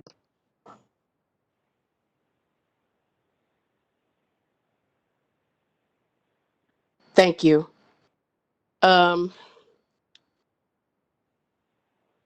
questions from the school committee members? I just had a realization that we probably should have started this with a motion, but I'm glad actually that we're getting some of the basic questions out of the way, and we're not really having any discussion, so I'm okay with that. But for folks who are listening and trying to understand what's happening, we do follow Robert's Rules of Order, which is basically a way of organizing a meeting and making sure we move through the business of the meeting without going off on tangents, and kind of have a way to mark where we are in the meeting. Robert's rules typically does not allow for discussion to happen without having a motion on the table. But I got excited. I knew folks would have questions, and I kind of didn't follow my own Robert's rules. So what I'm going to do actually right at this second, and then we will go back and have as much school committee comment and discussion as we need to, is I'm going to actually ask for a motion. And I did write this one out ahead of time, and I'm going to go ahead and read it. And what's important to understand is the chair is not really charged with making motions. I'm just doing this for the clarity of the conversation. And there's a process by which if what I have moved and someone else has seconded, and we're trying to get to a point of passing it, if there is a need to change that motion, we go through that process and we change it. But for clarity of conversation and what we're talking about tonight, and to allow folks to understand what's happening, I'm going to actually read this one out and then look for a second from another school committee member. So I move the school committee adopt the remote plus option to start the 2021 academic year with a plan in place for school committee meetings scheduled every 2 weeks until such time as the GPS district is in a stable learning plan or our pandemic response is no longer required, whichever comes first. I think you can probably tell I wrote that out ahead of time because we want to cover a few things in there. And I did hear a second. I believe that was Member Hollins. Is that right? Yes. I appreciate the meeting every 2 weeks, that we stay with it. Were you the second, Member Hollins? Did you second the motion? I was. Okay, Yes. great. So I wanted to make sure we had that. And now we can move into discussion. Go ahead. Repeat the motion. I'm sorry. Yeah, I absolutely will. I move the school committee adopt the remote plus option to start the 2021 academic year with a plan in place for school committee meetings scheduled every 2 weeks until such time as the district is in a stable learning plan or our pandemic response is no longer required, whichever comes first. And the second was from Member Hollins, and now we can have discussion.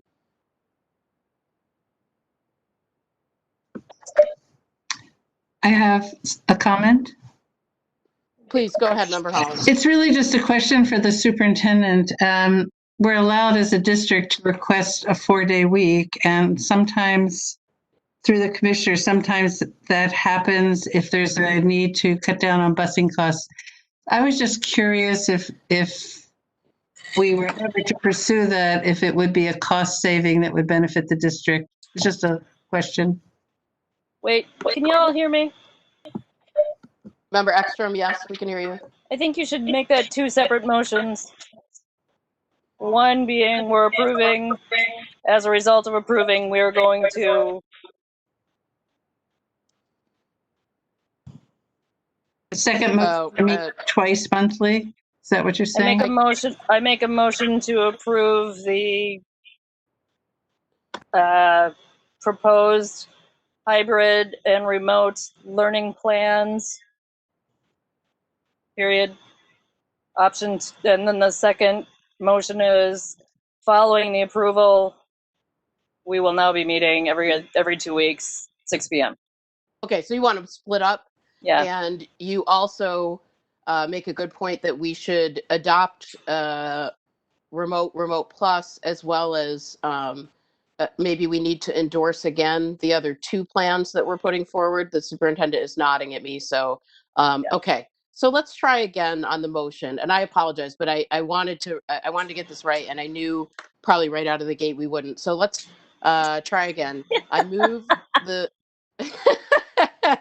This is more like a friendly amendment thing, but we use Robert's rules the best we can to organize. We're doing all right. Okay. I move the school committee adopt the remote plus option to start the 2021 academic year and affirm our other 2 plans for hybrid and in-person learning. I'll second it. And that was an extra second. Okay, and then we will strike the rest of it, and we'll come back to that as a second motion later.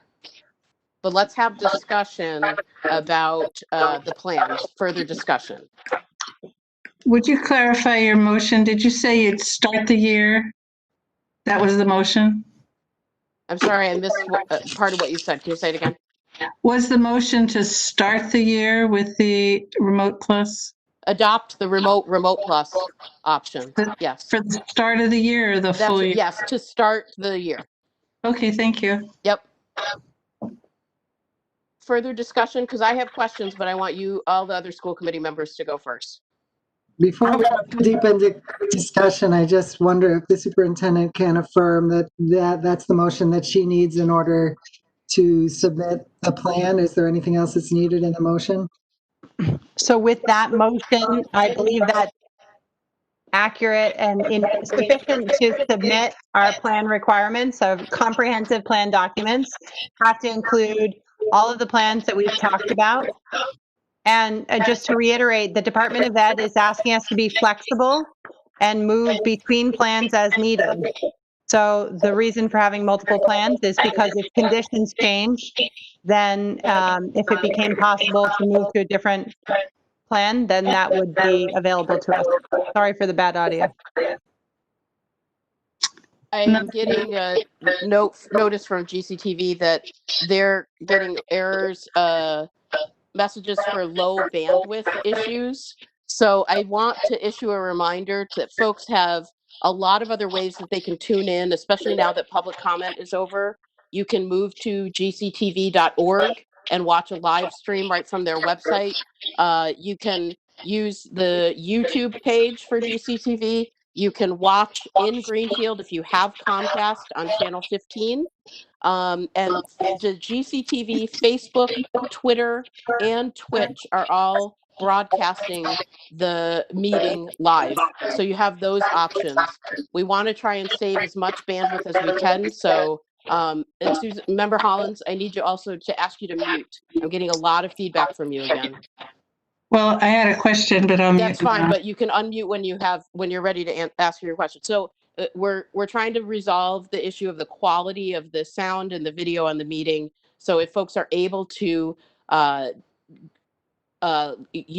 watch the meeting in a different way, we encourage you to do that at this point. Okay. And now further discussion. Member Hollins, let's go to you and then we'll ask others. Go ahead. I thought the plan was terrific, as I said. My reservation is about the preschool. From listening to the budget subcommittee meeting, it seems like it's different. It isn't K-12 education that we're looking at the model and what we can afford and who we have to serve and what the tuition is going to be. So I think that actually should be a separate discussion personally, and that's what the budget subcommittee also discussed. There's a lot of issues with what we charge and what we can afford and how we provide early childhood. That's my thought. I have a comment. I have one as well. Chair Paul, you're on mute. You. I'm not sure who was talking. People are talking over each other. Member Hollins, I'm wondering if you are asking for a friendly amendment to remove the AEL plan from what we're putting forward? Well, from all the discussion about the early childhood, what the tuition will be, what we can afford, what we're spending, and the continuing discussion the budget subcommittee is making, I'm worried about including that as written right now in this motion where there's going to be continued discussion about what we should be doing. Yes, that's my concern. Okay. So I'll just say that Member Hollins seconded this motion. So if members have concerns about a motion and they want to make an amendment, they need to say that clearly. If you're just expressing a concern, that's okay.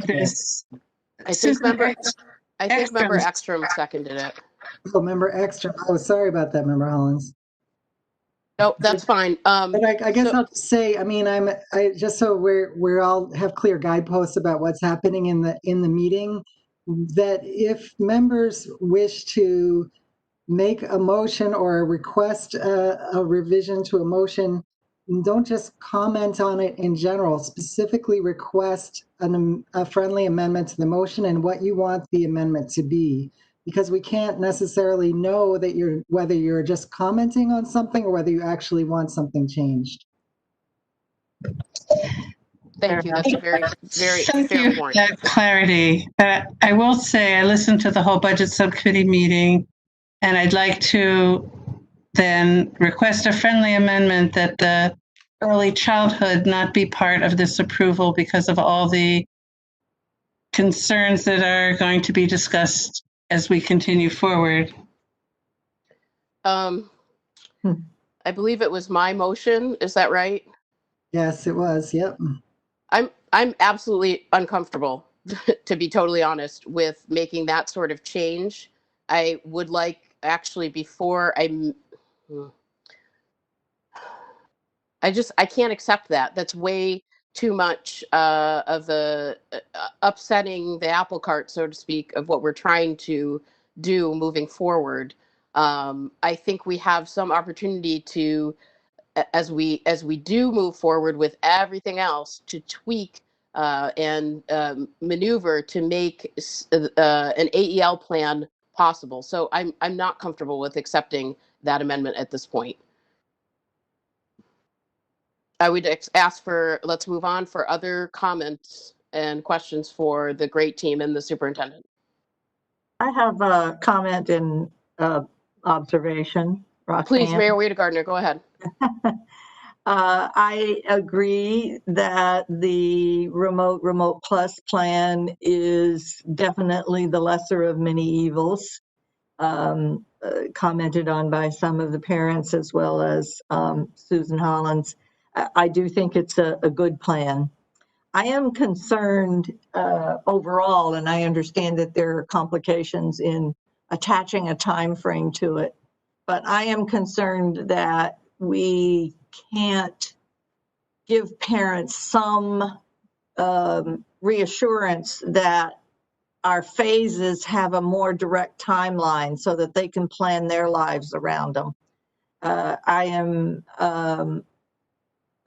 moved by the many parents who spoke about their need to be working families and how they're going to try to manage this regardless of it. So it is the best option that we could come up with. from an economic standpoint as well as a learning standpoint, it is by no means a perfect option. As the superintendent has said, there are not many good options. So I'm in support of it, but I would hope that as we move along, we can be more mindful of the need to try to determine when one phase will begin and one phase will end and one phase will begin. I do keep an eye on the numbers, and we are in a low infection rate phase right now. Not no infection, but low infection, and we have been for quite some time. So I am mindful of the parents who have reminded us that we might be able to be a little more flexible in the months to come, but we won't know that right away. So I'm just hoping that we keep our eye on that particular fact as well. Thank you, Mayor. I appreciate that very much. I actually want to give the superintendent a chance to comment, and then I do have a number of questions that I haven't asked yet, so I'd like to go to those after. I just want to agree with everything the mayor said. I think that the chair and I had a conversation previous to this meeting, and you know, that's actually very important to me. I think, just speaking broadly, the original proposal I brought forward said 2 weeks between the first phase and the second. Some committee members expressed real concern that that was not enough time to see if there was adequate stability in one phase before moving to the next. I think that the solution of having regular school committee meetings will give a built-in checkpoint for both members of the community and for the school committee and for public health data in real time. But keep in mind, as we've said, and we said this before, so it just bears repeating here, because we're not just reacting to low community spread, there are other pieces that have to do with the funding and very specific facilities actions that need to happen. So I plan to come back to this committee and recommend moving into in-person learning as soon as we have two things. One, HV. Froze again. It might come back. It's hard to tell. I know that the piece that superintendent was just going to mention is the HVAC piece. And I want to just cover that. I think I can cover a little bit of it, although some of my questions actually relate to this. So we received guidance from the state regarding the HVAC equipment, that is the heating and heating units and air circulation units that we have in our schools. The specific company that makes those units has told every school that has them installed across the world that they are not liable if you make any changes to those systems and without following a specific process that they have outlined. And those systems are designed to save energy, but the way that they do that saving of energy is by recirculating air through the buildings. And we know that that specifically increases the danger of COVID contraction when people are in these indoor spaces. So the process that was outlined by the state is that we need to do a study, an engineering study basically, of what it would take to re-engineer these systems to be less dangerous for the folks who would be in these buildings for any extended period of time. And we actually, as a city, I believe, started this process only to learn a couple weeks after we had started this process that the vendor that we were planning to work with or were already working with was not on the state's approved list of vendors. And so we basically had to start back at square one. But this is a liability issue for the district for sure. We are aware of these things, and we need to take these precautions. And I want to also point out to folks who are still listening on the meeting that just 2 or 3 days ago, the state, the Baker administration, and DESE released guidance that basically ignored this previous guidance about the danger of the HVAC systems in favor of just saying if you have a low rate of contraction of the virus in your community, you should be opening in person. But no mention of these regulations they'd already put out there. So I know the HVAC piece is another piece, is one piece of this.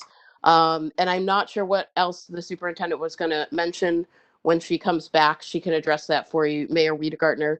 Did you have other questions or comments you wanted to make? No. Okay. I So we'll do. have her follow up with you when she comes back. I do.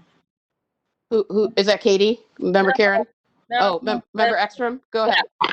So, as Amy mentioned, I'm on vacation. We're on week 2 in the Cape. The kids and I are in a camper. My husband's back at home. I wanted to say that I think in Western Mass, and particularly Franklin County, we've been really good about staying away from each other.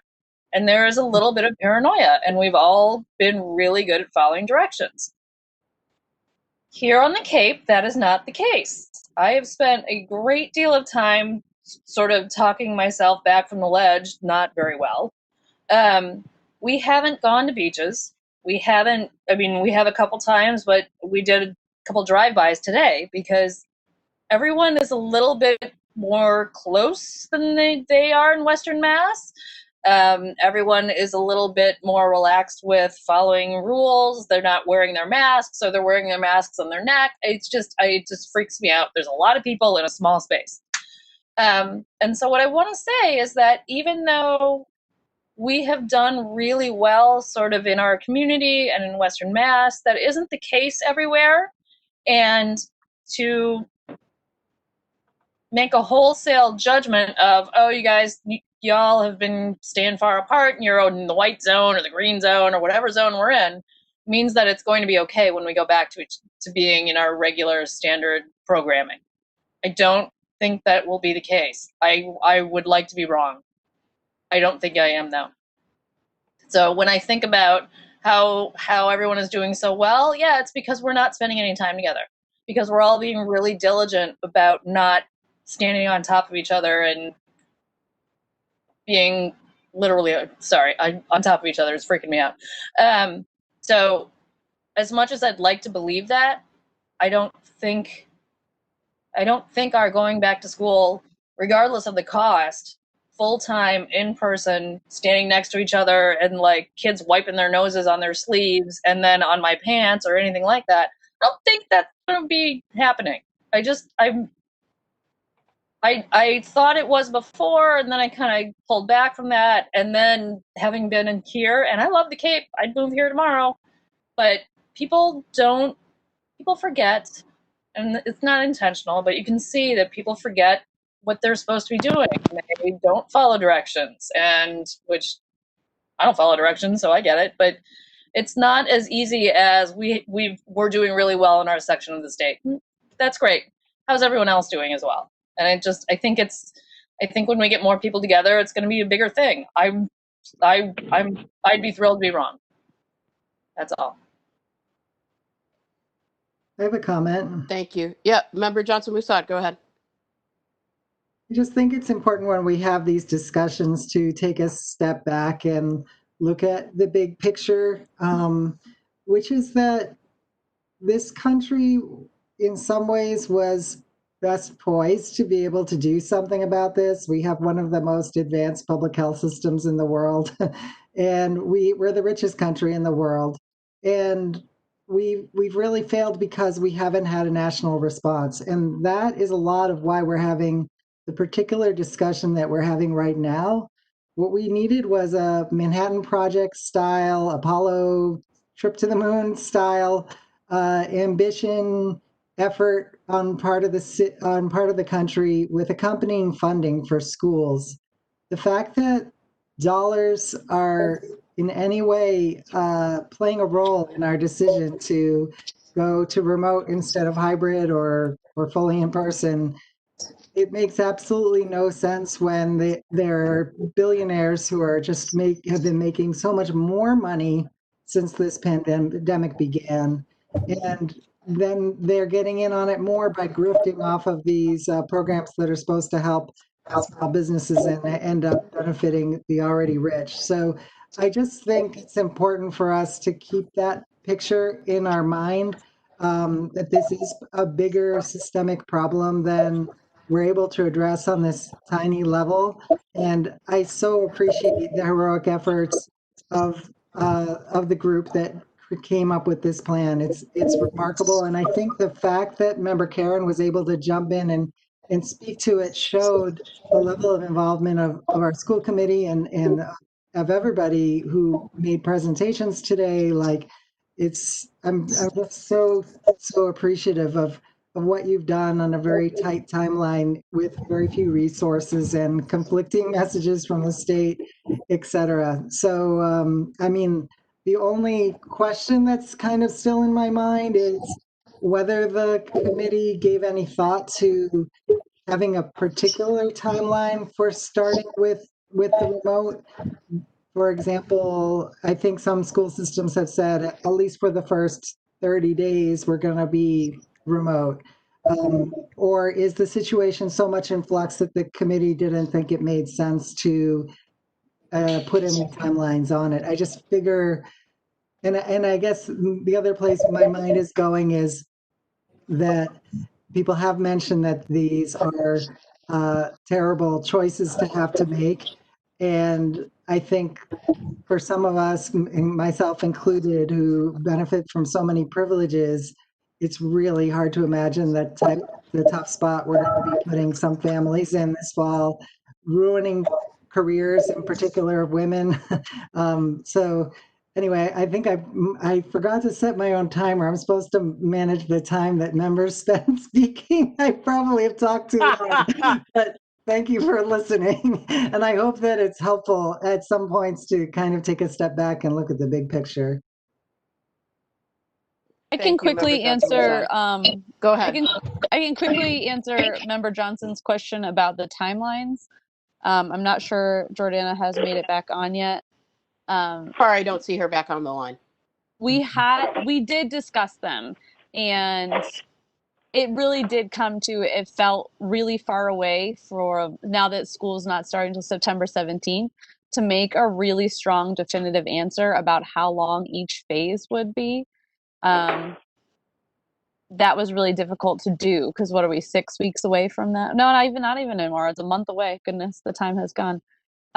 So we did talk about it, and our initial response, as was at the first meeting when we talked about this, was 2 weeks of remote learning, and then, step one phase in. Because if everybody's remote learning, there's not a lot of transmission risk. And then how long each phase after that lasts may be a little bit more sticking point. But again, a lot of this stuff, a lot of these plans, a lot of these schedules, a lot of this drafts actually still needs to be negotiated, and phase length may be part of that negotiation process. I'm not sure. But so there's sort of a moving target, but I hear and respect that we do need to have a public list of criteria so that people understand what we're looking for, what we need to have ready to make the next step. Not just, well, when we think it's safe. No, I think we need to work on that piece. And I think that the next step for the committee is to start maybe figuring out those guidelines. They've been given to us by other people, to some extent by the Board of Health, et cetera. But I think that is an important next piece. Thank you. Thank you, Member Karen. So I'm going to jump in because I have some questions. I'm going to ask folks to mute themselves because I'm getting interference again. I have some questions that I feel like are pretty basic, but I don't feel like there's been enough attention. So, and I don't see, Member Karen, that Superintendent Harper is back on with us yet. So I'm going to put you a little bit on the spot, and I don't know if Mike Kucheski is on the line or not. I'm wondering about athletics, and I didn't hear anything mentioned. What's going on with fall sports? Is Mike still on? Mike, you there? the last I heard, I believe it was today or yesterday, the MIA committee, I think it was the athletic trainer committee. I'm not sure. I'm not quoting from a fully educated place on what committee voted, to That's push fine. the possible start date back to what would be the first day of school. So they had originally voted that sports could possibly start on September 14th, which would have been 2 weeks after school started, approximately across the country, state. And the other day they voted to push that back to September 16th, since at the moment school can't start before, well, that's when the latest we're supposed to start by, I should say. They did sort of vote on what captain's practices and stuff. It was a little unclear to me in the article, something about you could have double sessions, but only on the weekends and stuff like that. So that might be a really good email to send to Mike, but the last I knew that they cannot start before September 16th. Okay, thanks. I have a couple other of, I think are kind of scheduling questions.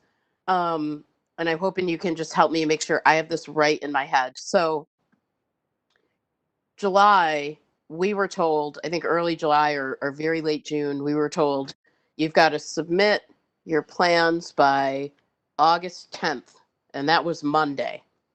And what happened that now that date is Friday, right? That date is the 14th. So did the state just say, oh, yeah, we're going to give you some more time? Is that right? I believe that that's exactly what happened.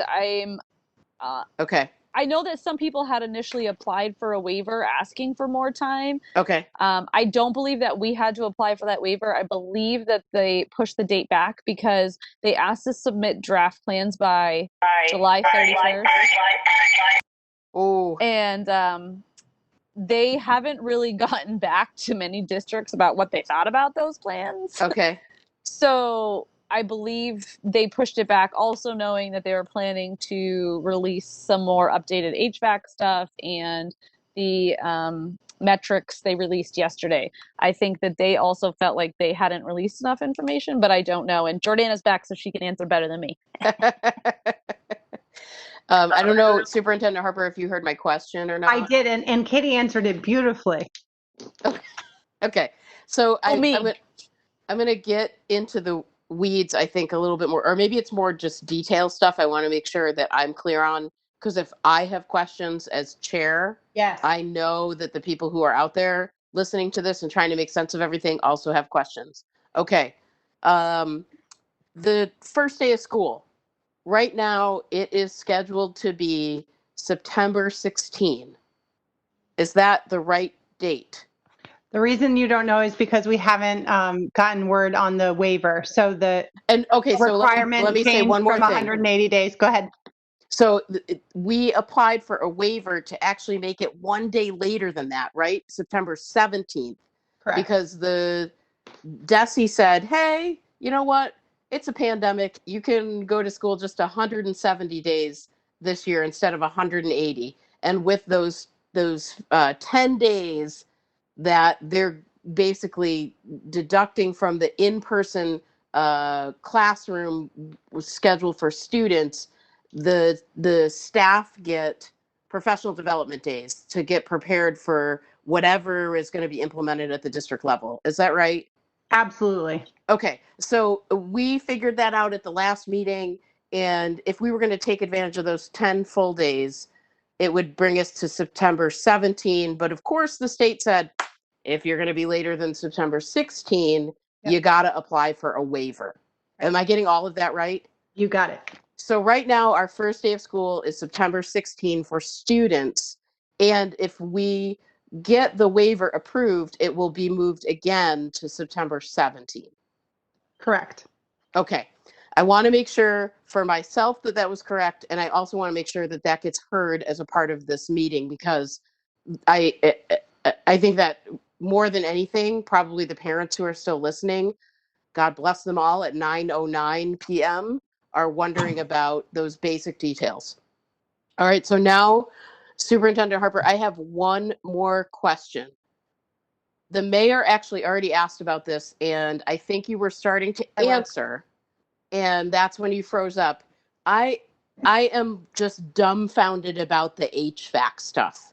And it seems to me like the state said, you've got to do all of these things to your HVAC system in every building, or it's really not safe for occupancy. Is that correct? Is that basically what that guidance said? So our guidance that was released at the end of July talked a lot about facilities, air exchange, and making adjustments. I think that came in on a Friday night. My memory of that particular one is that it came in like midnight on a Friday. And by the Saturday morning, our facilities director, myself, George Vandelinder from the city side DPW, were already in communication about it and working on it. There is a level of complexity to that. And I was the first to admit this is not my area of expertise. So I'm quick to pull in the folks that this is their bread and butter and they know the most about it. And so George made a number of recommendations. The system in the high school is very advanced. It's a Siemens system. It's all monitored electronically, and it's a very good system in terms of energy efficiency. The folks that operate that system can only take changes to that system by qualified personnel, which means that you have to actually have particular criteria just to tell them to make a change to the system, not to do it yourself. And so our folks actually have to bring in independent outside people to do an analysis, to have the appropriate credentials to tell them which air exchange rate to go through. And how to do it without breaking. It's an engineering study, basically, right? Basically. Engineering study? Yeah, you have to be able to pull in the most air possible without ruining the equipment, because if you make the wrong air exchange, you're going to destroy very costly equipment. And and I'm going to stop you right there. Oh, okay. Because while you were disconnected, I actually answered this, and so I want to just back up about the HVAC stuff specifically and make sure I have the timeline right so I can understand what the crazy that we're dealing with related to this.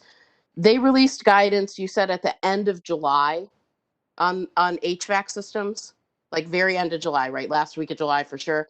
And then we are now at August 12th, and already they've required all of that. We started the study and they said, oh, this is our approved list of vendors, and we had to start over again because whoever we chose wasn't on the approved list of vendors or something like that. It doesn't have to be totally accurate.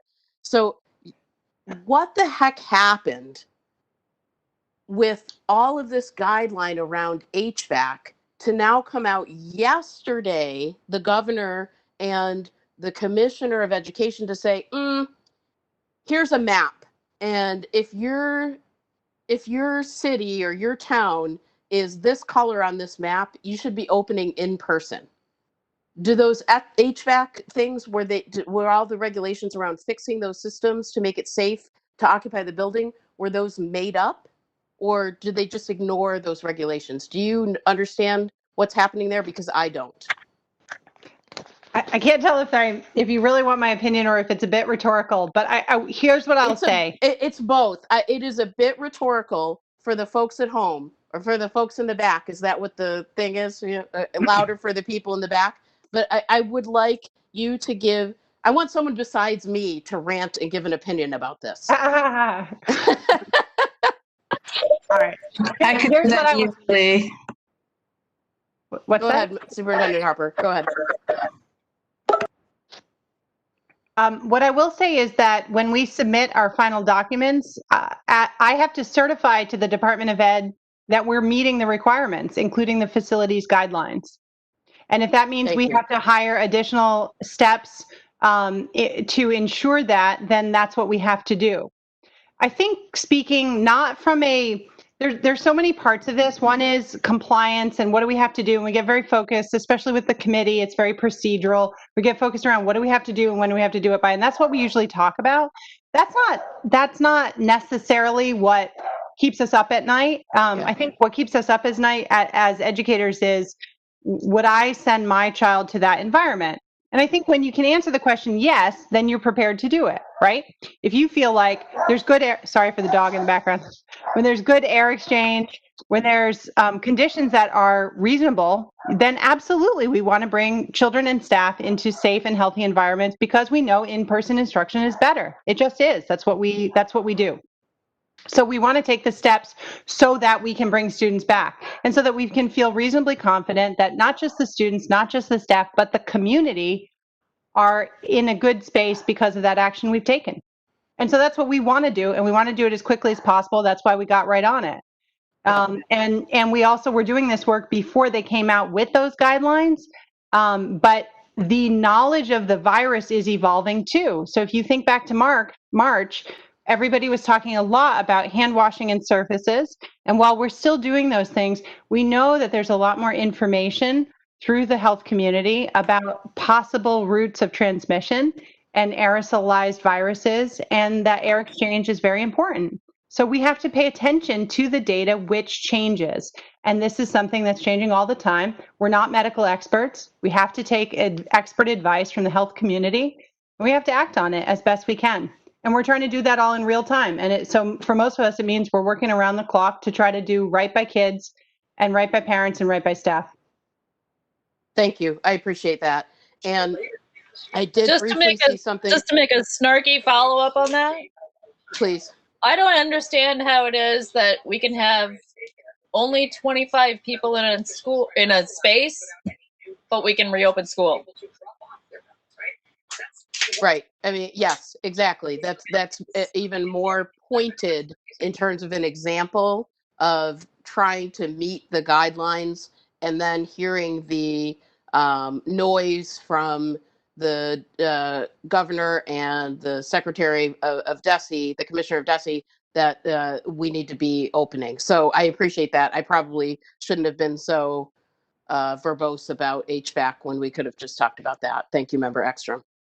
I did notice that Coach Kaczewski is down back on the line, and I wanted to just ask again, now that he's with us, about athletics. And if he could give us, I'm sure there are people following the meeting or listening to this recorded who want to know what's going on with athletics. And Coach, if you would be so kind as to give us kind of an overview of what you know, that would be helpful. Well, pretty much the same thing that you know is what I know.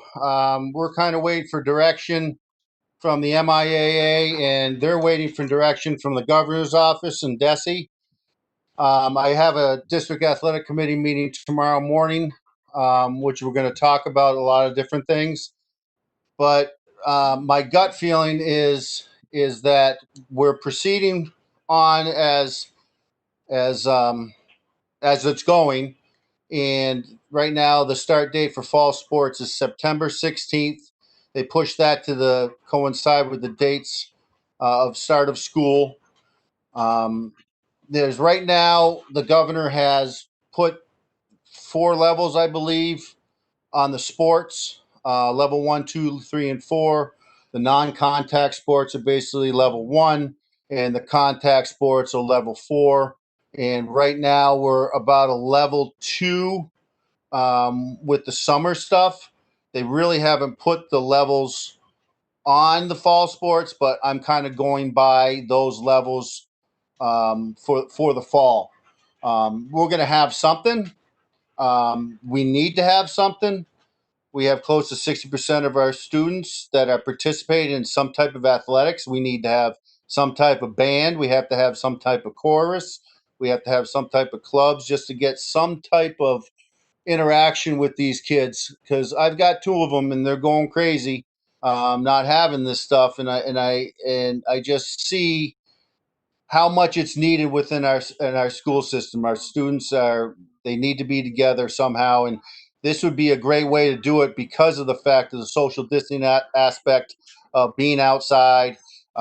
We can be able to. Our coaches are going to be taking the NFHSA social distancing class that they put out, so they know how to deal with the COVID, that they know how to deal with the social distancing.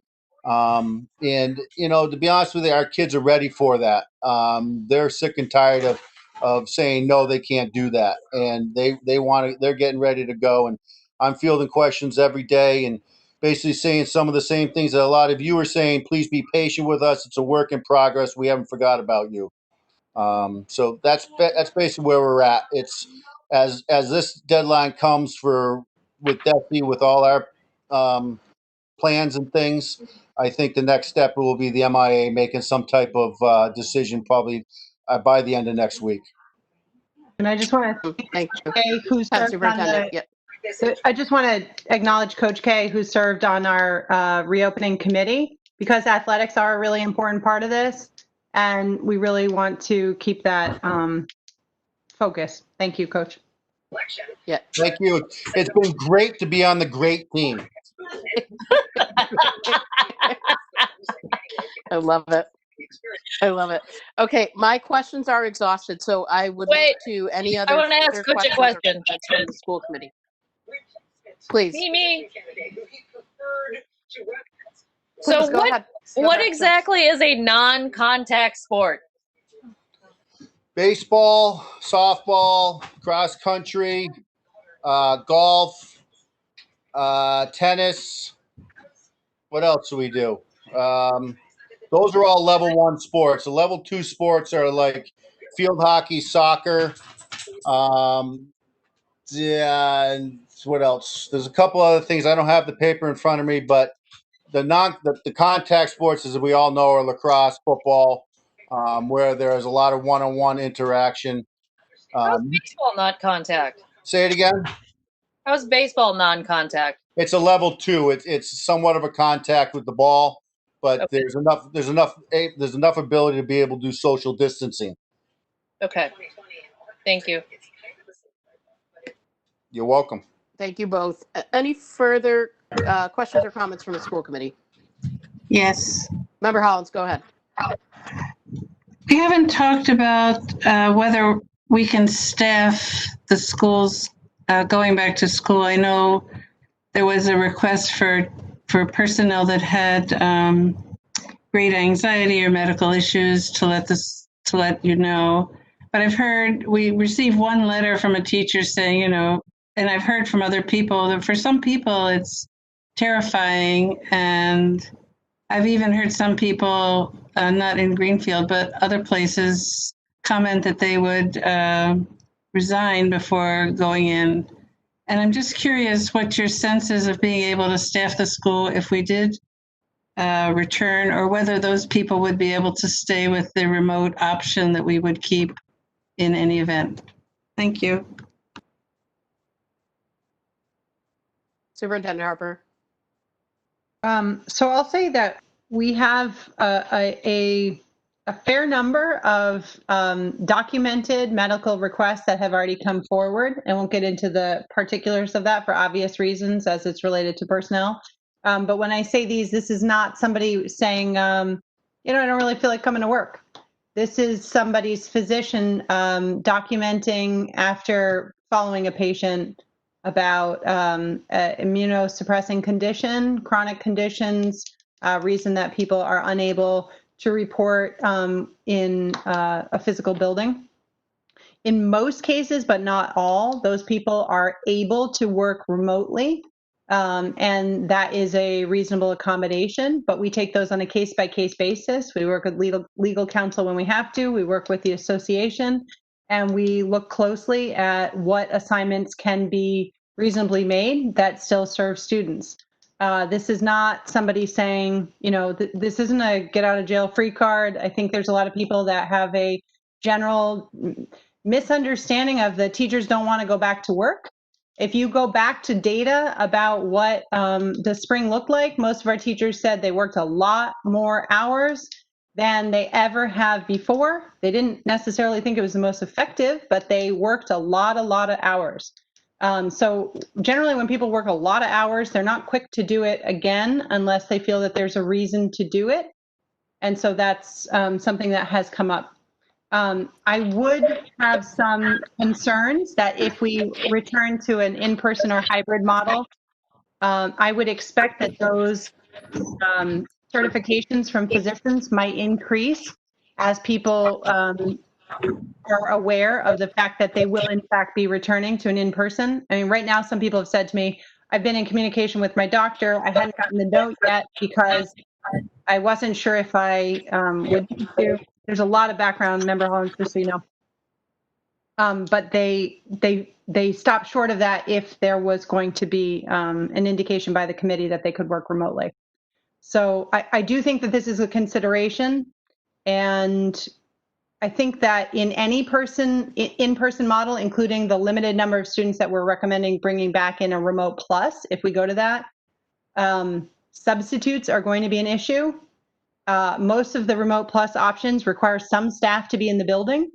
We are putting that forward because we believe that there are people that are healthy, that are able to do this, that are comfortable with that, and we're moving that forward. But again, this remains to be collective bargained.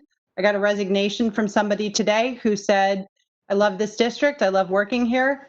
I have immune issues and I'm taking care of somebody at home and I cannot do my job. So for a variety of personal reasons, people are making the choices that are best for their family.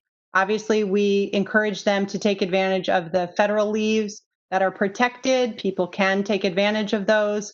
There is some leave available under different exemptions related to the CARES Act and the federal leaves that are available, and there are collective bargaining leaves. So if anybody's out there and listening and you're not sure what to do, we encourage you to be in communication with myself, with your union, think it over. We're trying to work with folks. Mostly we're trying to staff our safe reopening for our students and match people up. If I can teach remotely and somebody else can't, I'm going to obviously work with students remotely. If that's the strength of mine, I'm going to learn about everything I can about remote learning so I can be as effective as possible. Thank you. I don't have any thought that people are whimsical about this. I was talking about whether we can staff the schools based on ADA guidelines. And my I wasn't other at all question, saying that you were, Member Hollins, at all. I apologize. That's a comment I've heard in the community, and I did want to sort of debunk it. I was not referring to it.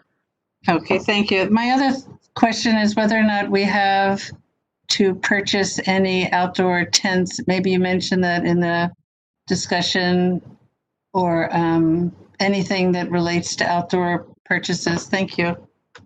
Yes, we've invested quite a lot in outdoor instructional spaces. We costed out both purchasing tents and pavilions.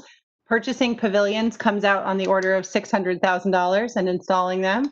I think that there's some merit there, maybe not on that scale, but at a further time, it's not feasible in the short term.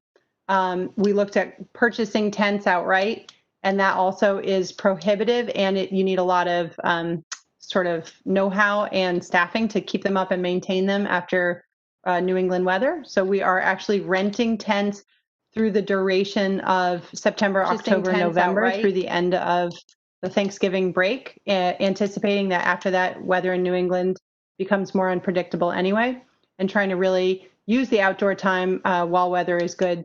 Again, installing Wi-Fi, and we've purchased picnic tables that are industrial strength in coordination with the rec department, who does a lot of this type of purchasing for outdoor structures so they can be last long-term and a good investment that can be used throughout the city. Thank you. Jordana, may I jump in quickly? Go ahead. Member Ekstrom, go ahead. So during the budget committee meeting, we had talked about a lot of community members offering assistance and wanting to help. And what we realized is, not realized, said out loud, insurance is difficult if you don't buy things that mean specific specs. So if I wanted to go build a picnic table in my backyard and bring it over to the school, it wouldn't meet necessarily the requirements included for insurance. And so therefore, as wonderful and as giving as this community is, we can't donate necessarily at the start. If we need additional assistance, then we can donate. I know that sounds crazy. Being a budget person, working in nonprofits, it's just, that sounds crazy to me, but it is the way it is. And I had some other colorful words, and I suggest you listen to the budget committee meeting. That's enough said there. Yes, go ahead. And So listen. there you go. Any further questions or comments from the school committee? This is Katie. I would like a chance to speak. Please go ahead, Member Karen. So earlier, I presented the plan, but I didn't necessarily give an opinion on it. And I'm going to vote for this motion, but this has been an extremely heavy decision for all of us. It's a really heavy decision. We've been thinking about it. I don't think it's left my mind in months. And I really appreciate the community members who are speaking up, who are reaching out, who are asking questions, and trying to understand why we're leaning towards the decision of this, why we're making these decisions. None of it is made lightly. None of it is easy. And none of it is what we thought we would be doing right now. Not in my life as a mother of 4, and certainly not as a school committee member. I want the kids to be able to go back to a hybrid plan. I want them to. I cannot get there safely and financially. And I think that maybe this is a soapbox and I shouldn't be saying it at the moment, but I think that people need to start directing their attention to the governor and the commissioner who have said blase, like, why wouldn't the schools open tomorrow after they've released 350 pages and more of guidance on how we should open and provided little to no funding and no idea what our funding will be in October to get it done. Not one of them has come out to Western Mass. They have not toured a school. They have not gone and looked in our classrooms. We have buildings that don't have AC, that windows open a little bit, and we put them in the classroom with fans. But guess what? We can't put fans in right now, and we can't imagine any age child sitting in an unair conditioned 90-degree room wearing a mask for 6 hours a day. These aren't just, well, it's easier to go remote, because trust me, it's not. But I really hope that people hear. I was just one tiny member of the team that worked on this, and it was hours, and I was constantly impressed by the creativity, the compassion, empathy, and caring the educators and staff in our district have for our community, not just our students, not just the teachers, not just the educators, but the whole community, because opening the schools is not just making kids might get sick. It's not even just making educators get sick. It is making an entire community at risk. And I can't be more proud of the hard work that's been done. I'm okay with people being mad at the decision that we make. That's okay. We might not agree on the right way to do this. I really hope that even when they're mad at the decision that's been made, they can stop and appreciate the incredible amount of work being done daily, hourly changes, minute changes to get your kids, get our community as safe as possible. The financial implications of opening the school with no thought to how we're going to pay for it isn't just, oh, well, our budget's going to be tight. No, it's going to destroy our local economy. It's going to destroy it. And at the same time, it's going to destroy the state economy if every school system in the district has to go into receivership. It's not a good plan. It's not an economically sound plan. People already feel the squeeze of economics.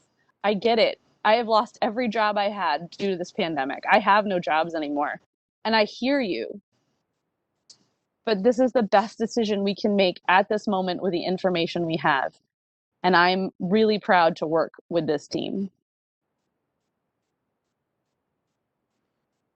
Member Karen, I don't think any of us could have said it as eloquently as you just did, knowing how we've approached this and having talked to folks over the weeks that we've been and months that we've been addressing these questions and these problems for the district. I would like to move to a vote, but I will certainly entertain any last questions from a school committee member. Okay, the recording secretary Farber, if you would be so kind as to unmute yourself and read the motion that we are voting on.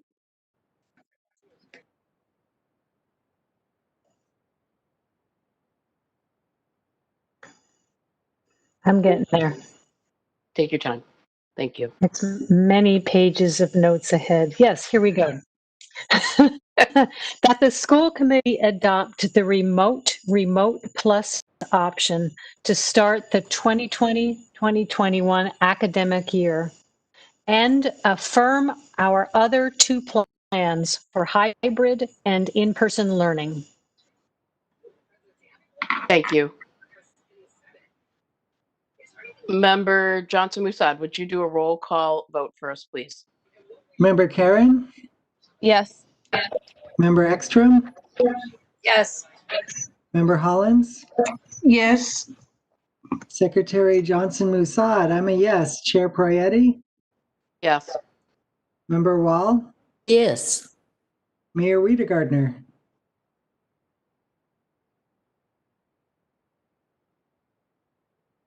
Mayor Wiedegardner, you're on mute or away from your computer. Looks like she's on mute. We'll just move ahead. Okay. Motion carries. Thank you. Thank you all. Excellent work. And with that is agenda item A.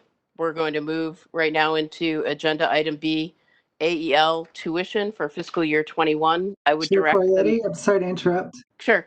There was another half of your motion of your. Oh, thank you. You're so right. Thank you so much. Okay, so we did adopt a friendly amendment to move to actually separate two motions. Oh, yeah. Thank you for reminding me. And so we do need a second motion in order to close this out. And I would actually like to do the same as I did previously, which is actually state what we're looking for and then move forward, although that's not the normal practice for the chair, blah, blah, blah. So I move that the school committee adopt a plan for meetings scheduled every 2 weeks until such time as the GPS district is in a stable learning plan or our pandemic response is no longer required, whichever comes first. Second. That's a second from Member Wall. And discussion. Let's do that. And I would start with the added detail of we have already been in, well, I mean, prior to the pandemic, we had so much business we had to address. We were almost in this every 2 week schedule, even from January. I've lost track of how many meetings we've had, but in 8 months, it's literally in the dozens, I believe now. We already have a meeting scheduled. We met 2 weeks ago. We have a meeting scheduled for Monday, August 31. And that meeting, don't quote me on the time. I believe we haven't set a time for that yet, but we may want to actually amend this motion to do a 6 p.m. start time for these special meetings.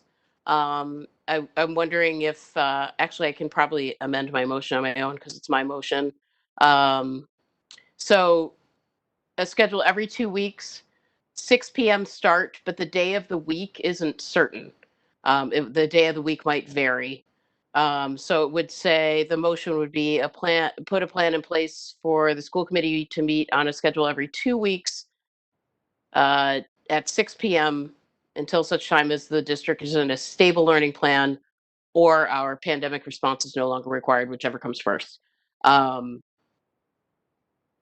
I guess we can just move forward with discussion on that. Actually, whoever seconded just needs to. Oh, right. Okay, I second it again. Thank you. I'm not a fan of the 6:30 start, but Member Johnson Musad reminded me some time ago that that's actually like a set time for school committee to start on the Wednesdays, the second Wednesday of the month when we regularly meet. So for now, I'd like to say if we're having special meetings that we start at 6 p.m. That's the only adjustment to that. So do we have further discussion? Yeah, I'm just curious, and I see the superintendent wants to speak as well, but I'm just curious what happens to the regular second Wednesday meetings with this. Do we try to keep those there, or do we just go to an every other week schedule? Absolutely, that would be part of the schedule. So we would assume our regularly scheduled meeting, we don't need to throw everybody off, and then just add in others as we can.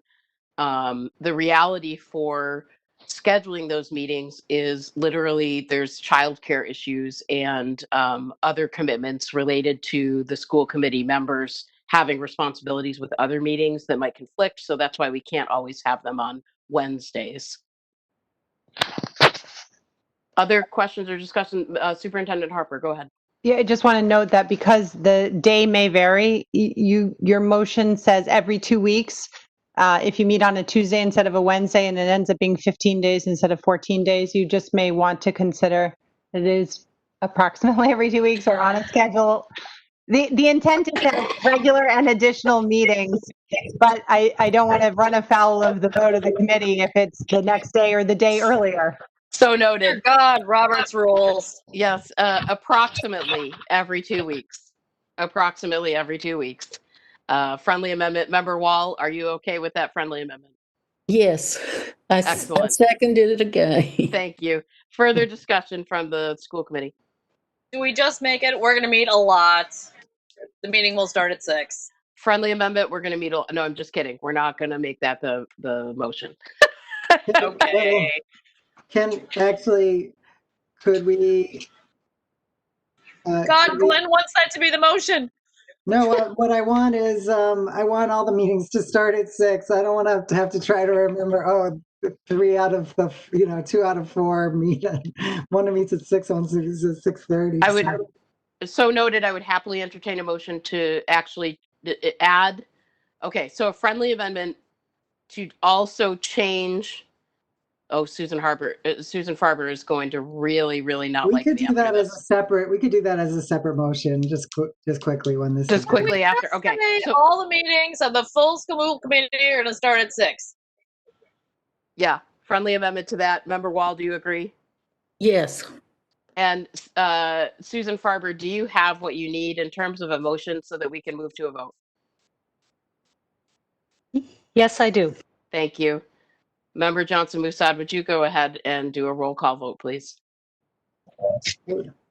Member Karen. Yes. Member Ekstrom. Yes. Member Hollins. Yes. Secretary Johnson Musad. I'm a yes. Chair Pro Yeti. Yes. Member Wall. Yes. Mayor Wiedegardner.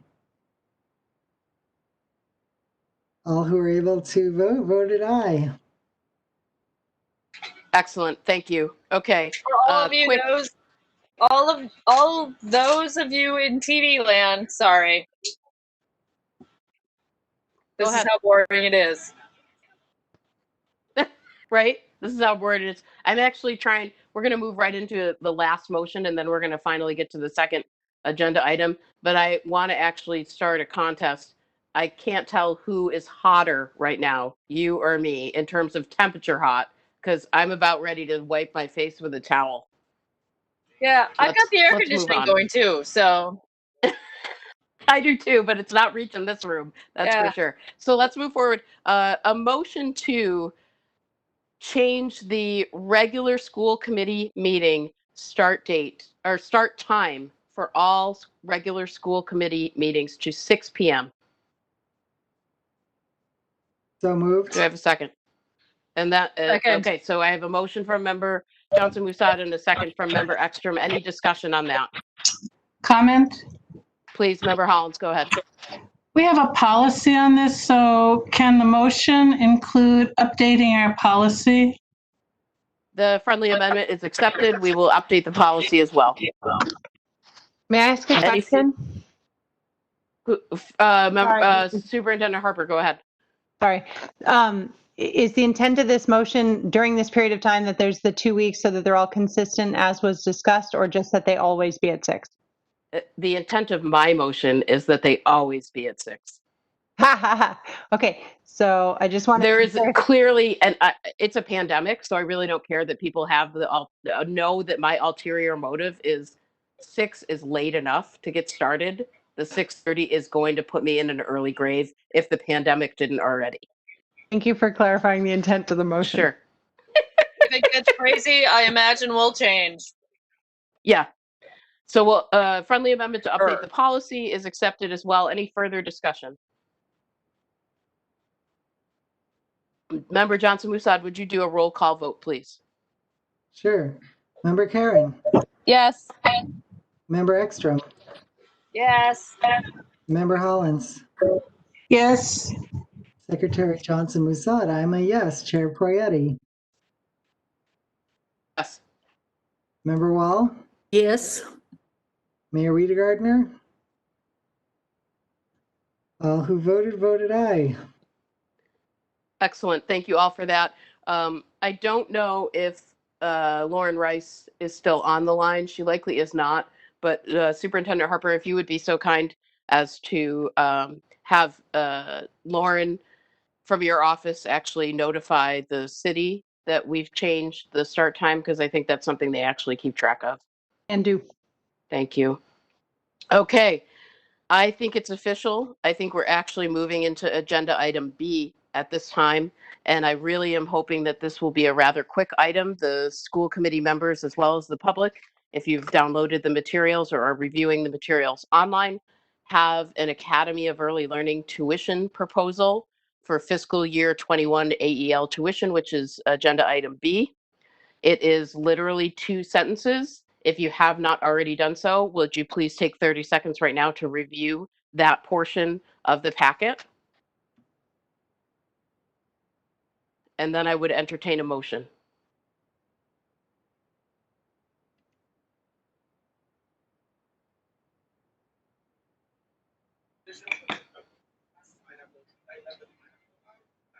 I'll make a motion. I move the AEL tuition proposal as outlined in the materials for tonight's meeting be adopted as written.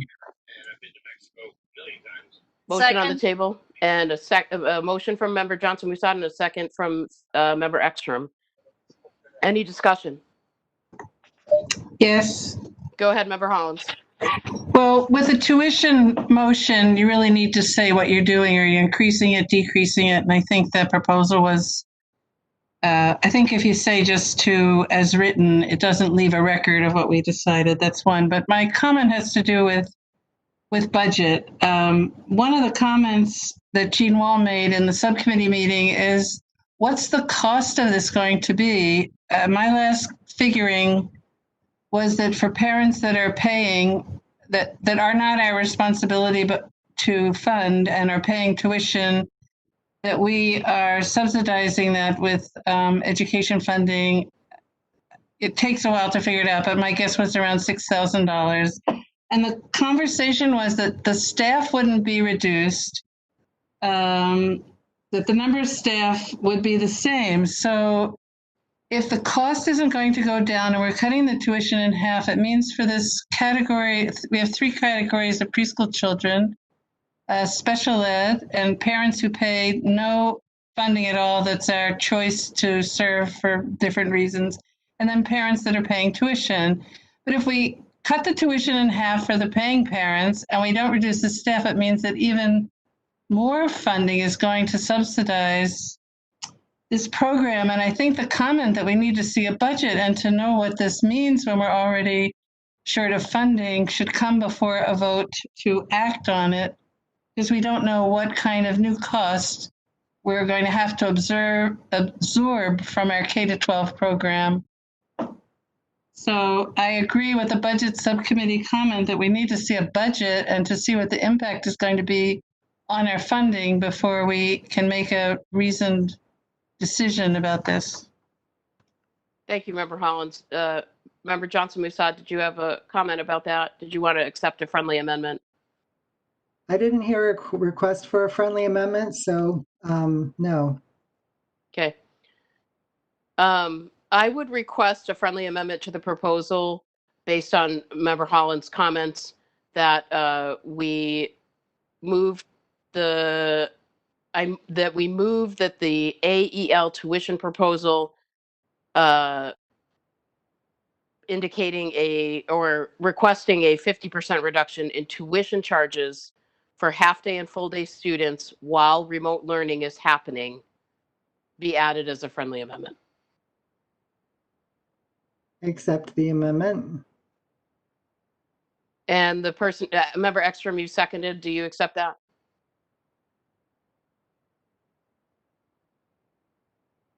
Member Ekstrom, are you still with us?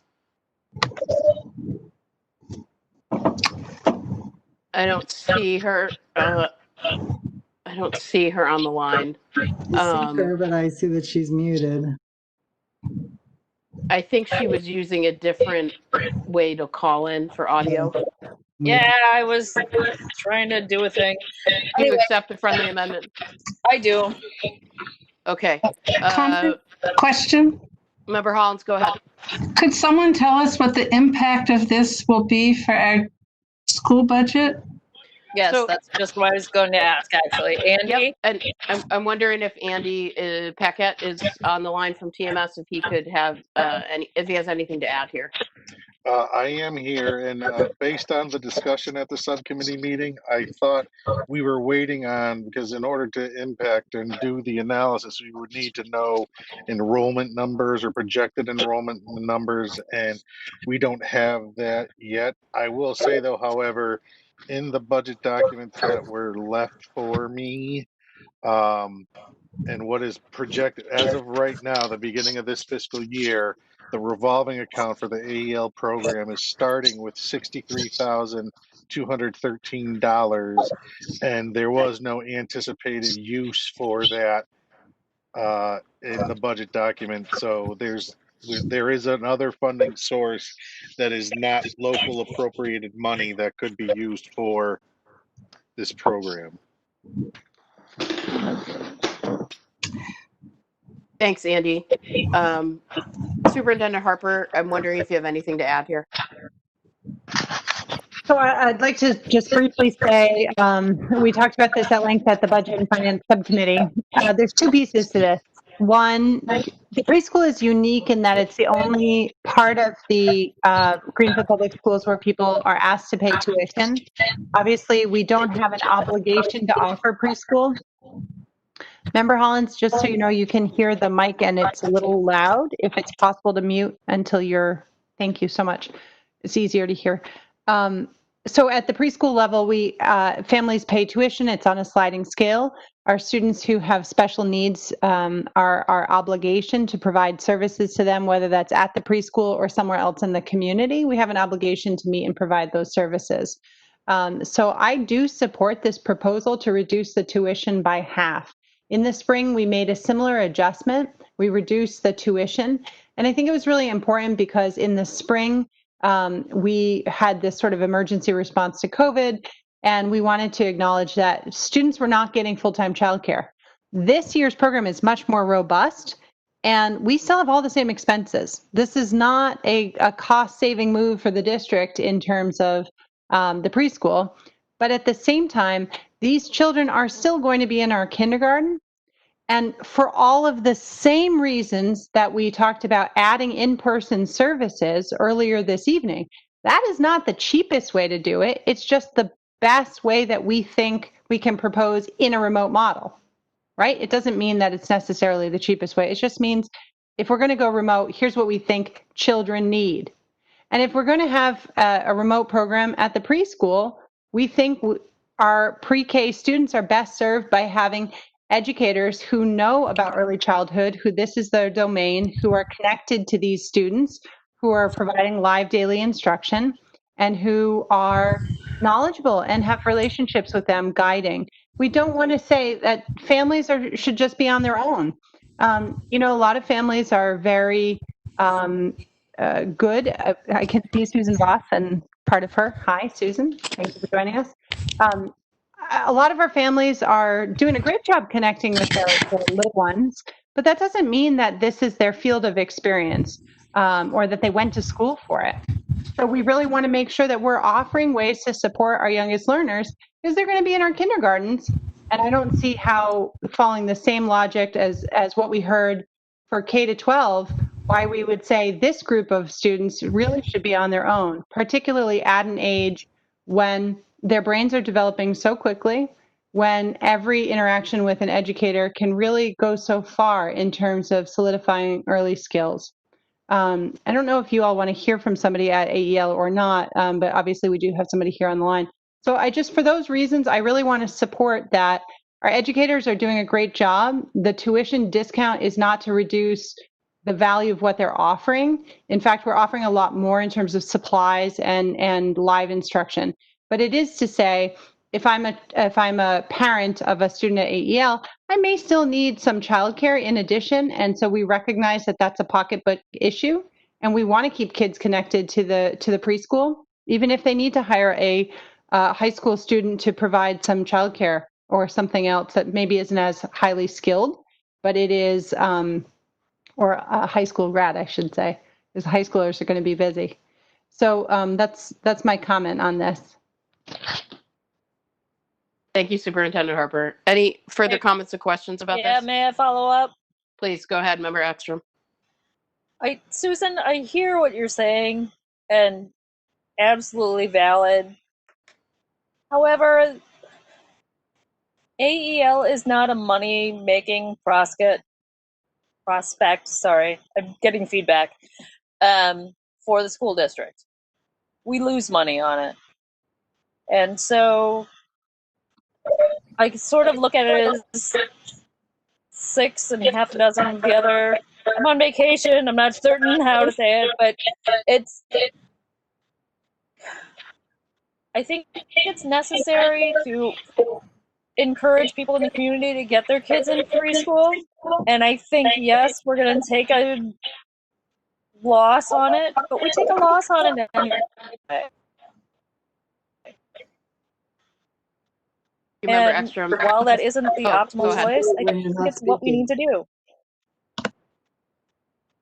Thank you. Other comments or questions from the school committee, please? Follow up? Member Hollins, go ahead. Yes, my issue has nothing to do with the value of preschool education whatsoever. It's just looking at our budget and all the strains on it. So first, I'd like to say it's really hard to vote on something when you don't know what the financial impact is on the budget. That's one. We've heard from teachers who have lost their jobs who are special educators, and we've heard that we need them. So I think it's just responsible to know how much this is. Secondly, we receive in state aid $4,148 for the base Chapter 70 for preschool. That's for parents who pay no tuition and for special ed children as base. We get not 1 cent of Chapter 70 to help support the children that are tuition paying. And at the meeting that I listened to, the budget committee, there was no adjustment in staffing. I don't understand how the teacher assistants will be used, and no adjustment for a preschool program that's remote. But I think it's essential to know how much more we are underwriting students that aren't our primary responsibility for funding. I'm not questioning the importance, but not having a dollar figure and then just voting it when we already have so many. Anyway, the recommendation of someone at this budget committee was, could we have a preschool budget? And I thought that was a really good recommendation, so we make an informed decision. That's all. That's what I would need to vote it, is just to know what the impact is. Thank you, Member Hollins. Anyone else want to comment or question? If I may, Chair, it's Andy Paquette here. Please, Andy, go ahead. I guess I want to say, I mean, I just want to kind of clarify, I guess. I'm going to say that there is a budget. It's just, I want to say, fragmented in where it's located. We have, there are paraprofessionals in the special education department and teachers for those students that we're mandated to provide. We do get funding from the 262 grant, the early education and care grant that goes towards special education paraprofessional that's in the early childhood, the programs.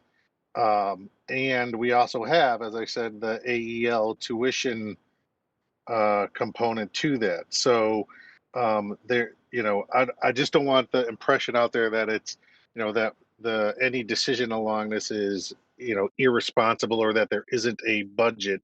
It's just in the mechanism, and it's I'm going to say a quote unquote challenge, lowercase c, struggle, lowercase s, however you want to say it, of, coming up with a I'm going to say, a set budget when, there are things like for those students that we're going to charge, we don't know what the numbers are going to be based on, unless, and at least as of right now, we don't have it. But when I look at the AEL, I'm going back to the fact that, so you've got funding sources of the local appropriation for some preschool staffing and supplies materials. You have the 262 grant. You have the AEL tuition program, and as I said, right now there's 63,000 and change in that revolving account, with nothing at all allocated to be used for FY21. So I'm feeling comfortable that even with a 50% reduction, just looking at I'll say the last times that we had been in district and what the AEL program was looking like and what was its use as far as revolving account goes and what have you, and stuff, that it's I would say I feel comfortable that even not knowing necessarily, just looking at the trends in spending and tuitions, that it's comfortable to proceed with this. Also knowing, as I said, not only in the FY21 budget are there no dollars to come out of the tuition revolving account. There were no funds that were projected as even coming in. Thanks, Andy. I appreciate that perspective. Superintendent Harper, please go ahead. I just want to kind of go through an exercise just really briefly by way of illustrating a point to folks that are less familiar with these many different revenue streams and sources. The preschool is probably one of the most complicated because in addition to grants and local funding and state aid, it's the only one that also has tuition. So there are many different types of funding that go to this program. But just as an exercise, if we said, and the committee could take this approach and some districts have. So I do want to be clear that there is a choice to be made here. If the committee wanted to take the approach that perhaps we could leverage some cost savings if the Academy of Early Learning was not operating except to meet our most minimum requirements during the time of this COVID situation. That's a position that the committee could take. If that were the case, I just want to be clear. Those commitments, unless you totally disbanded the building itself, would include some minimum criteria, such as you still need a custodian, you still need a nurse in the building, you still need special educators, you still need OT, PT, and speech services, you still need school guidance, you still need instructional assistants, just for the special education portion of the students that are our obligation. So if you think of that as being relatively fixed, because short of totally moving that model into an in-home model or some other way of doing it, despite all the investments in the playground and the parking and the building, if you don't move away from the physical building, those expenses are relatively fixed just to meet our legal obligation. Then there are students who we call typically developing students who are a really important part of that program for two reasons. One, we give them high quality educational care and they become part of our preschool that are better prepared and they get the advantage of socialization and learning at preschool. But second, they become typical peers to the students in the special education program. And there are requirements around that. And you simply do not want to have a school where students who are of significant needs are not in contact with any typically developing peers. It's not sound educational practice. It's not the model that I don't think anybody would recommend. And that's not the program that has been highly successful for over a decade at the Academy of Early Learning. So from an educational perspective, I really don't recommend that we go this route. It's one of the few places that we have some really clear agreement from everybody that spoke tonight, that we have a model in place that we feel is strong. And secondly, if you're looking just at dollars and cents, which I agree fully with Member Ekstrom that usually pre-K education doesn't look like it's a dollars and cents program. But even if you're just looking at it like that, you have fixed costs, which is money going towards this program. It's a good investment, but it looks like money going out. The tuition is a small amount of dollars back in. And so even though you're going to have to pay the salaries for the teachers working with those students, you're still essentially getting some of that in recouped funds. And if we have some families stay connected to the preschool, then we get some tuition dollars back. So yes, it's a small offset towards it, but it's some tuition dollars coming back. If we charge full tuition, my sense is that a lot of these families would say, some would say, but some might say, for full tuition without full-time childcare, that's not really something that we're in a position to do right now. And so we're really just trying to meet families in the middle, both from a financial perspective and from what's best for the child. So I just wanted to provide that context that from both the student development perspective and the financial perspective, I think there are some strong reasons to move forward with this proposal. Can I ask just what is the dollar amount of the tuition? What is it now, and what will it be at when we cut it by 50%? It's on a sliding scale, member Wall. I don't have the tuition schedule in front of me. I don't know if you do, Andy, but it would be 50% of what they would typically pay under that sliding scale model. I don't. I'm looking through the documents now to see if I can find it. We can send it So, to you. So if memory serves, I could be wrong. We had collected in the past, say 20,000 a month, and it would go down to 10,000 a month. Okay, thanks. I absolutely could be wrong. But the program being proposed is a half-day program. That's what I don't understand. And the staff is with 17 or whatever it is, teacher aides, is not changing. That's... Member Hollins, I think that we have addressed, first of all, that remote learning is expensive and does not require less staff. It actually may require more.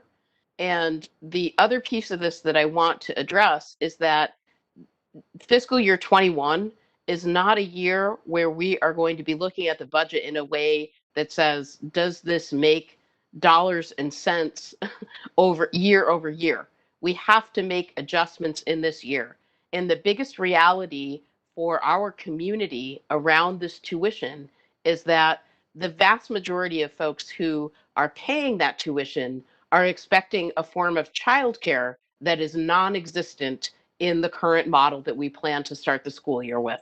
And for that reason, we are offering a 50% reduction. There is no one that is on this call or has worked on this issue with the budget subcommittee, with TMS, or with the superintendent that thinks that this is a dollar for dollar connection to the budget. It's just not. Do we have any further comment from or questions from the school committee? I would just like to say that I think it's important that the children at this age learn how to do remote learning in case this goes on for a long time. I mean, I think that it's a valuable service that we're providing for the children of Greenfield. If parents are willing to have their child attend the school without having babysitting privileges. Thank you, Member Wall. Any further questions or comments? Member Johnson-Musad, would you do a roll call vote for us, please? Does anyone need the motion read back before we do that? Member Karen, did you have anything to add? I'm all set. I was just getting ready to vote. Okay. That's what I thought. Okay. Wait. Yep. Can you hear me? Yes, go ahead. Susan, I don't think the things that you're bringing up are invalid. And in a typical situation, I would likely be standing there holding hands with you and saying, we need to do this. Right now, we're not in a place that we can do our regular budgeting. Which isn't to say that I'm not looking at dollars. I mean, look, when the warrants come out, I am the first to pick them apart. I just think that for this piece, we need to suspend our disbelief, if you will. Yes, she is. No, You're welcome, Andy. that's right. But with all, if I may interject here something, Please member go ahead. Ekstrom and member Hollins, I'm not saying that this isn't an exercise that I won't do. I will, once we get ideas on projected enrollments for, you know, if at worst case scenario, even for illustrative purposes, for us to have, you know, some sort of context. Now, quite honestly, in the age that we're in, what context that tells us, I'm not sure that even I could, you know, hazard a guess as to what it would look like. But you know, it will be an exercise that we take up with, you know, budget and finance subcommittee, because honestly, that's what I thought was one of the discussions that was determined at the meeting, that, you know, we would actually look at what it would look like, but we would also kind of have to get an idea as to what enrollment for those, you know, once we get those numbers. So I fully intend to come back and share with the subcommittee and potentially even the full committee as a whole, as to hear, based on, you know, all things going according to plan, this is what it is a budget for the AEL program looks like. If I could just add one thing to that, I think earlier this week, or I'm losing track of days a little bit, but after the last committee meeting, but knowing that this tuition vote hadn't happened, the Academy of Early Learning doesn't have the authority to change tuition, nor do I. And I was very clear that it should come before the committee for a vote. So they don't have a way to say to families, here's what our program will be, and here's what the tuition will be. Could you please let us know if you're enrolled? So it's a bit circular, and that's the problem with a lot of things in this pandemic, is that people like things to be linear and go A, B, C. And in a typical budget year, that is how they should go, and that is how they do go. But in this year, we need to set the tuition and then see how people react. And then depending on how many people enroll, we'll know how many. Now we can do projections. I can say that out of whatever, 135 families, I think 5 or 7 have withdrawn. So at this point, we have strong enrollment continuing and people are interested. In other words, most people find that this is valuable to them, even if it's not full-time childcare in addition to the education that's provided. So that's worthwhile. And I think last year we had a similar number. It's about a handful that said no. Others, when we offered a tuition discount, said, I'll go ahead and pay my full tuition. And we should tell people that if they feel that they're in a position to do this and you can pay your full tuition dollars, please do that. It will go towards the sustainability of the Academy of Early Learning program, which is important to us for next year. But we also know that for the majority of families in Greenfield, that's not something that is really a place that they're coming from. And so we want people to be able to afford that. Thank you. Further discussion, questions, comments from the school committee? Okay, I'm going to ask, we move to a vote. Member Johnson-Musad, if you would do a roll call vote, please. Member Karen. Yes. Member Ekstrom. Yes. Member Hollins. Yes. Secretary Johnson-Musad, I'm a yes. Chair Proietti. Yes. Member Wall. Yes. Mayor Wiedegardner. Voted aye by all who can vote. Wonderful. Thank you all. Okay, the last agenda item for the evening is the fiscal year 20 and 21 budget update and staffing recommendations. What you have, if you're following along with the documentation, the materials for the meeting, is you do have a report that includes basically itemized budget information. And at the very end of that is a page that starts with a header called Tier 1 Immediate Need for Recall. And so I would direct you to that, as well as the budget line item information that is in that part of the materials. And Jordana or Andy or both, if you all would give us just a brief overview of where we're headed here.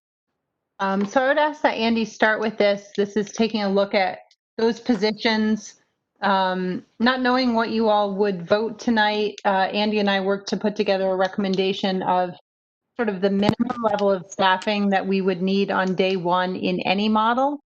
And that is what is reflected here. We do not currently have enough staff to start the year even remotely. And we do need to, now that we have some indication of level funding at last year's level, it's a number, it's a place to start. And that means that we are asking the committee, now that we have that assurance, to begin immediately the process of recall for those essential positions.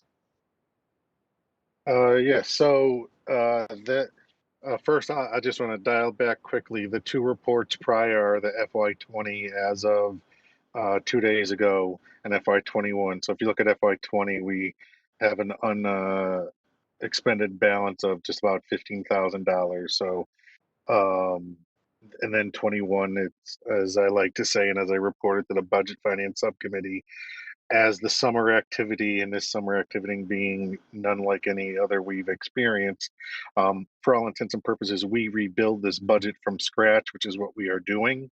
And then come time when school starts, we will come back to you with a sort of what I call like the line in the sand revised as close to real time budget as possible, that we would show you the originally approved budget versus where it is the budget stands now. So that's just those two things. So here what we've done is based on the input from administration and the plans going forward, the various scenarios, the commonality, as the superintendent was saying, is the fact that these positions would be needed. So we have tallied those up based on the need for the immediate recall, and you have the amount of the $544,873. I allocated it between the two revolving accounts of choice and circuit breaker, but if you remember from the last meeting, I mean, there are other revolving accounts available to us, but just because of the nature of the positions, I kind of felt it would be easiest enough for us to identify those two revolving accounts for now as the funding sources. And I will say, as I've said before, and even when I did a training with the Greenfield, some of the members of the school committee last time, the cliche of a budget's a plan and plans change. There's nothing saying that as the year progresses, that the projection of the funds to be used could change from choice and circuit breaker to other things.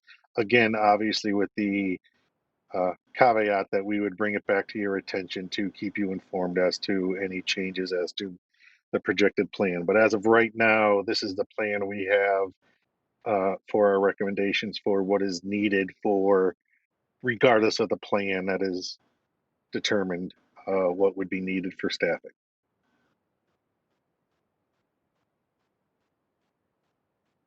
Thanks, Andy, and thanks, Jordana. So I don't believe, I want to have an opportunity for discussion around the budget update. I don't believe we need a motion related to this, but I want to keep it brief and to the point. So if there are school committee questions about the budget update specifically, not about the last page of that, the staffing recommendations, I would take those now. Any questions from school committee members specifically about the budget?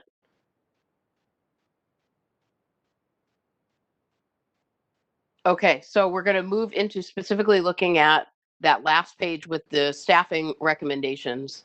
And what we're looking for in terms of a motion here so we can start discussion is that the tier 1 immediate need for recall section of that spreadsheet be adopted by the school committee this evening. That the superintendent be authorized to rehire those positions.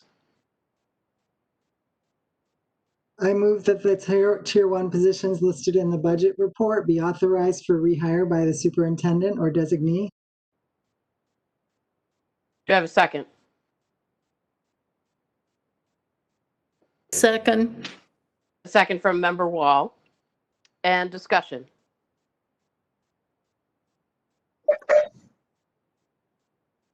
Member Hollins, go ahead. Question. Andy, you said that you were going to fund this from the revolving funds. So could you talk about the revolving funds in terms of the receipts that we have for this year that we plan to use for this year and the receipts that we would normally hold over for next year? And how much of what you're saying you would use would be the receipts we would normally use next year? Because if we're digging into that, it's going to be a deficit next year. So could you clarify Yes, that? you are, I'll say, let me say, this is cutting it close. I'll say on choice, prior to this, the estimated use of choice was $699,100.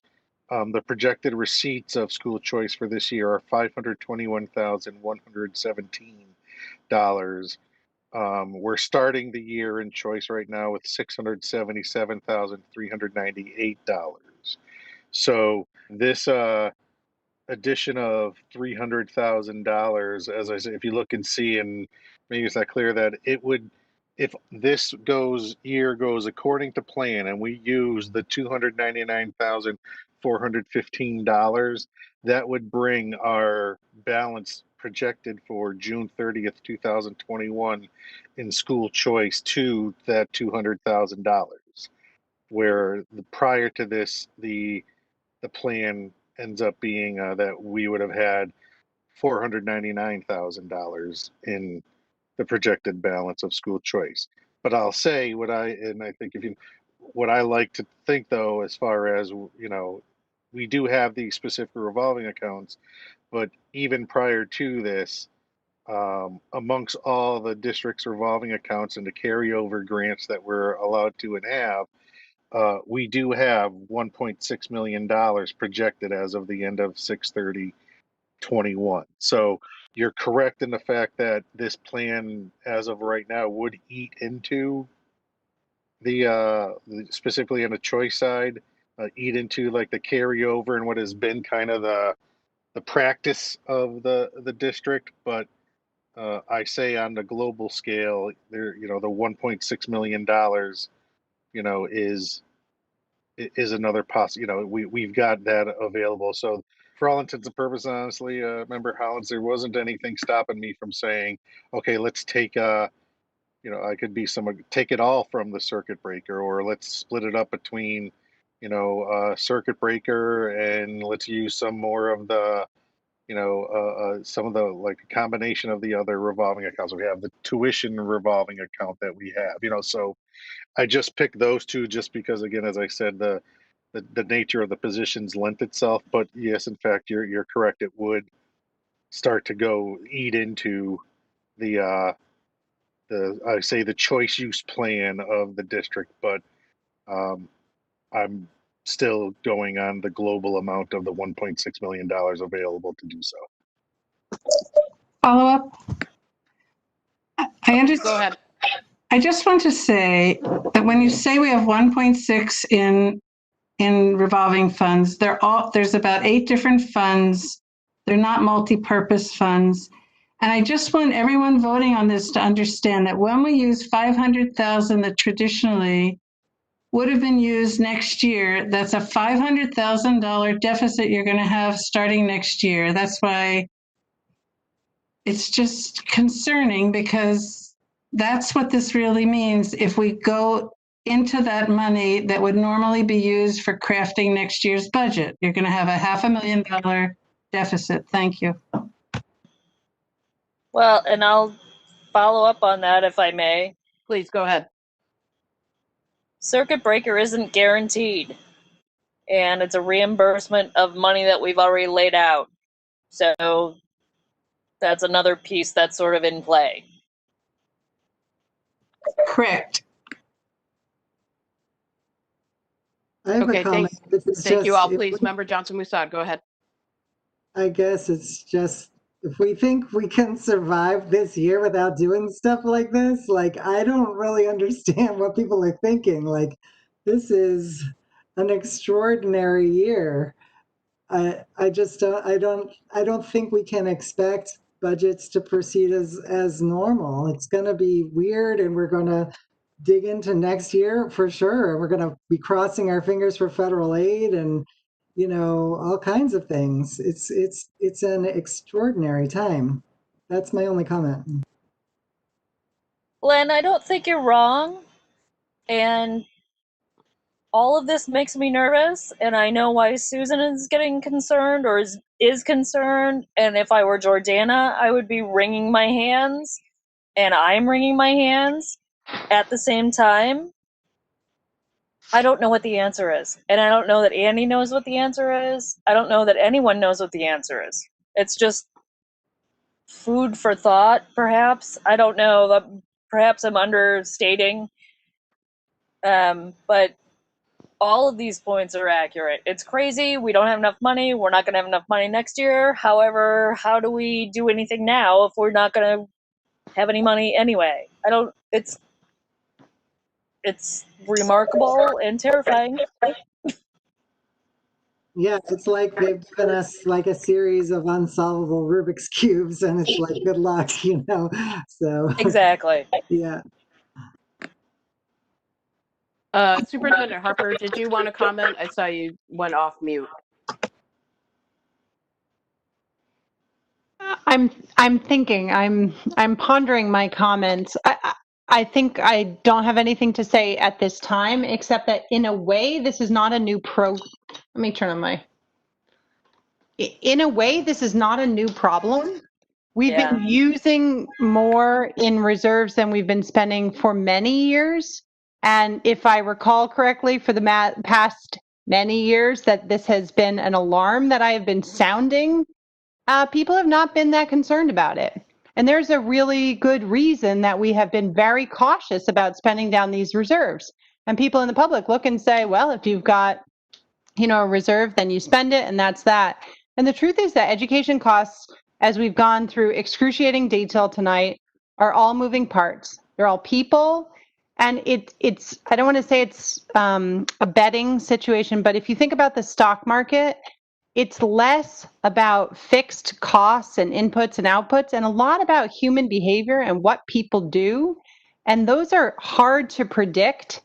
And so, one thing that we should be doing is getting our plan clearly locked in place and spending our time communicating it to the public so that everybody feels confident and assured about what we're doing, and making sure that everybody who's listening tonight knows that the school committee has just voted a plan that they have enough staff to put in place. That would be really nice. That would make my life a lot easier. Every principal is sitting at home tonight going, I hope to God they fund the positions that I need to open my building. We don't have enough people in our buildings to open them under any of the 3 models that we have spent months building. So, the problem here is that every investment is challenging in a time of economic scarcity. But if you're going to have children in remote learning, you need teachers teaching them. And if you want feedback 3 times a week from a teacher, that person has to be hired pretty darn soon.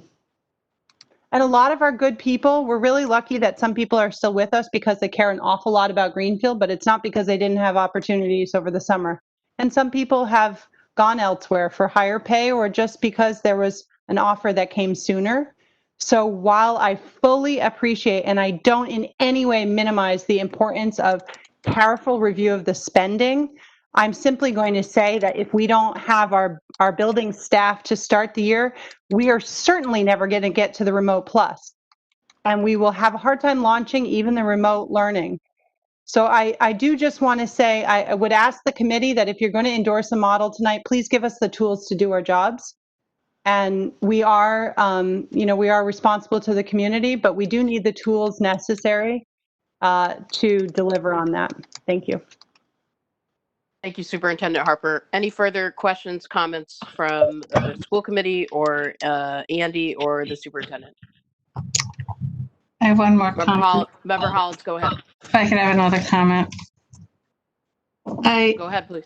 I've heard a couple people at the state level say that the real problem for public schools is going to be next year. And I absolutely agree that we need to have the staff. Of course, I agreed with that. It's just that if we deplete money that we would normally use to build next year's budget. We're going to get to next year, and then we're going to really be cutting. So there are some ways I think we need to renegotiate with the city. And I've been looking at the Chapter 70.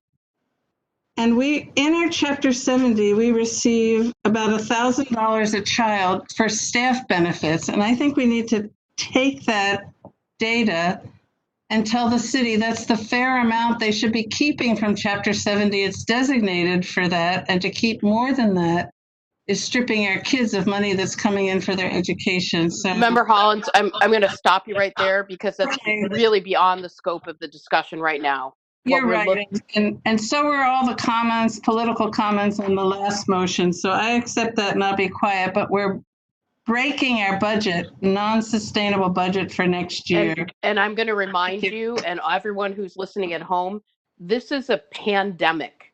This is a crisis across all levels economically, whether you're talking about schools or you're talking about restaurants or you're talking about people that make widgets. We don't have the luxury of planning for next year right now. We have to get something done so that we have school this year for the students that we need to educate. That is our responsibility right now. Any further questions or comments from the school committee? Let's move to a vote. Member Johnson-Musad, would you do a roll call vote, please? Yes, Member Karen. Yes. Member Hollins. Oh, I Member abstain. Ekstrom, sorry. Did you say you abstain? Okay. Yes. That's as an abstention from Member Hollins. Okay, Member Ekstrom. Yes. Secretary Johnson-Musad, I'm a yes. Chair Prayeti. Yes. Member Wall. Yes. Mayor Wiedegardner. I don't think she's with us. Carries with 5 yeses and 1 abstention. Thank you very much. Okay. That is the end of the new business agenda items. We move into section 5 of the agenda, which is executive session. And we do need to go into executive session. And at this time, for both the general public and for GCTV, I do anticipate we will need to come into regular session after our executive session in order to do a public vote on what we discuss in the private executive session. And the reason for executive session, I'm going to look for a motion, is for Mass General Ledger C30A, subsections 21, exemptions number 2 and 3, which I will read now. Exemption number 2, to conduct strategy sessions in preparation for negotiations with non-union personnel or to conduct collective bargaining sessions or contract negotiations with non-union personnel. And exemption number 3, which is to discuss strategy with respect to collective bargaining or litigation if an open meeting may have a detrimental effect on the bargaining or litigation position of the public body, and the chair so declares, which I do declare. Do I have a motion? So move. Member Wall has motion. Do I have a second? Second. And let's do a roll call vote, please. Member Karen.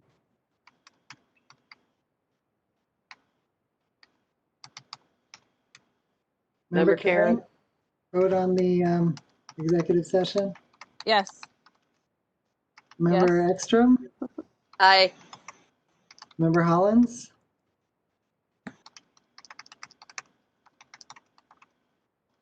Member Hollins. I don't know if we lost her. Okay, Secretary Looks like she's there. Johnson-Musad, I'm a yes. Chair Prayeti. Yes. Member Wall. Yes. All right, the motion carries with 5 votes. Okay, so we have a separate link that we will go to for the executive session, which all the school committee members have access to. We will move there now. Anyone wishing to stay on the line, we will come back after our discussion. And as I said, I do anticipate there will be a vote in public session after the executive session.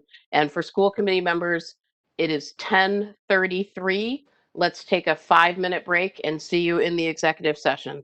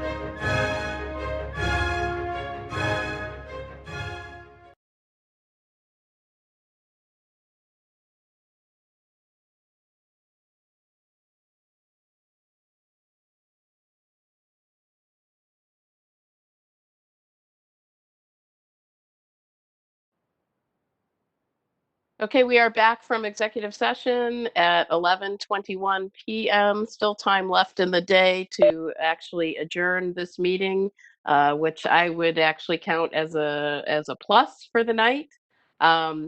We did not take any votes in the executive session that need to be recorded publicly. And so with that, I would just say to everyone who's been on the line or continuing to watch and engage with this process that we do appreciate everyone's involvement and comments and concern for how we're going to move forward here. And that with that, I would thank the school committee for all of their hard work, thank the superintendent, thank our business manager, and everyone else who's participated in moving us to this point. And then I would ask for a motion to adjourn. I would move it if I could. So moved. Second. So motion from member Ekstrom with a second from member Johnson Musad, and a roll call vote, please. Member Kieran. Yes. Member Ekstrom. Member Hollins. She's here. Secretary Johnson Musad. I'm a yes. Chair Porietti. Yes. Member Wall. Yes. Hollins, yes. Okay. We have enough votes to adjourn the meeting. Awesome. Meeting adjourned at 11:23 p.m. Thank you, everyone. Have a great rest of your night.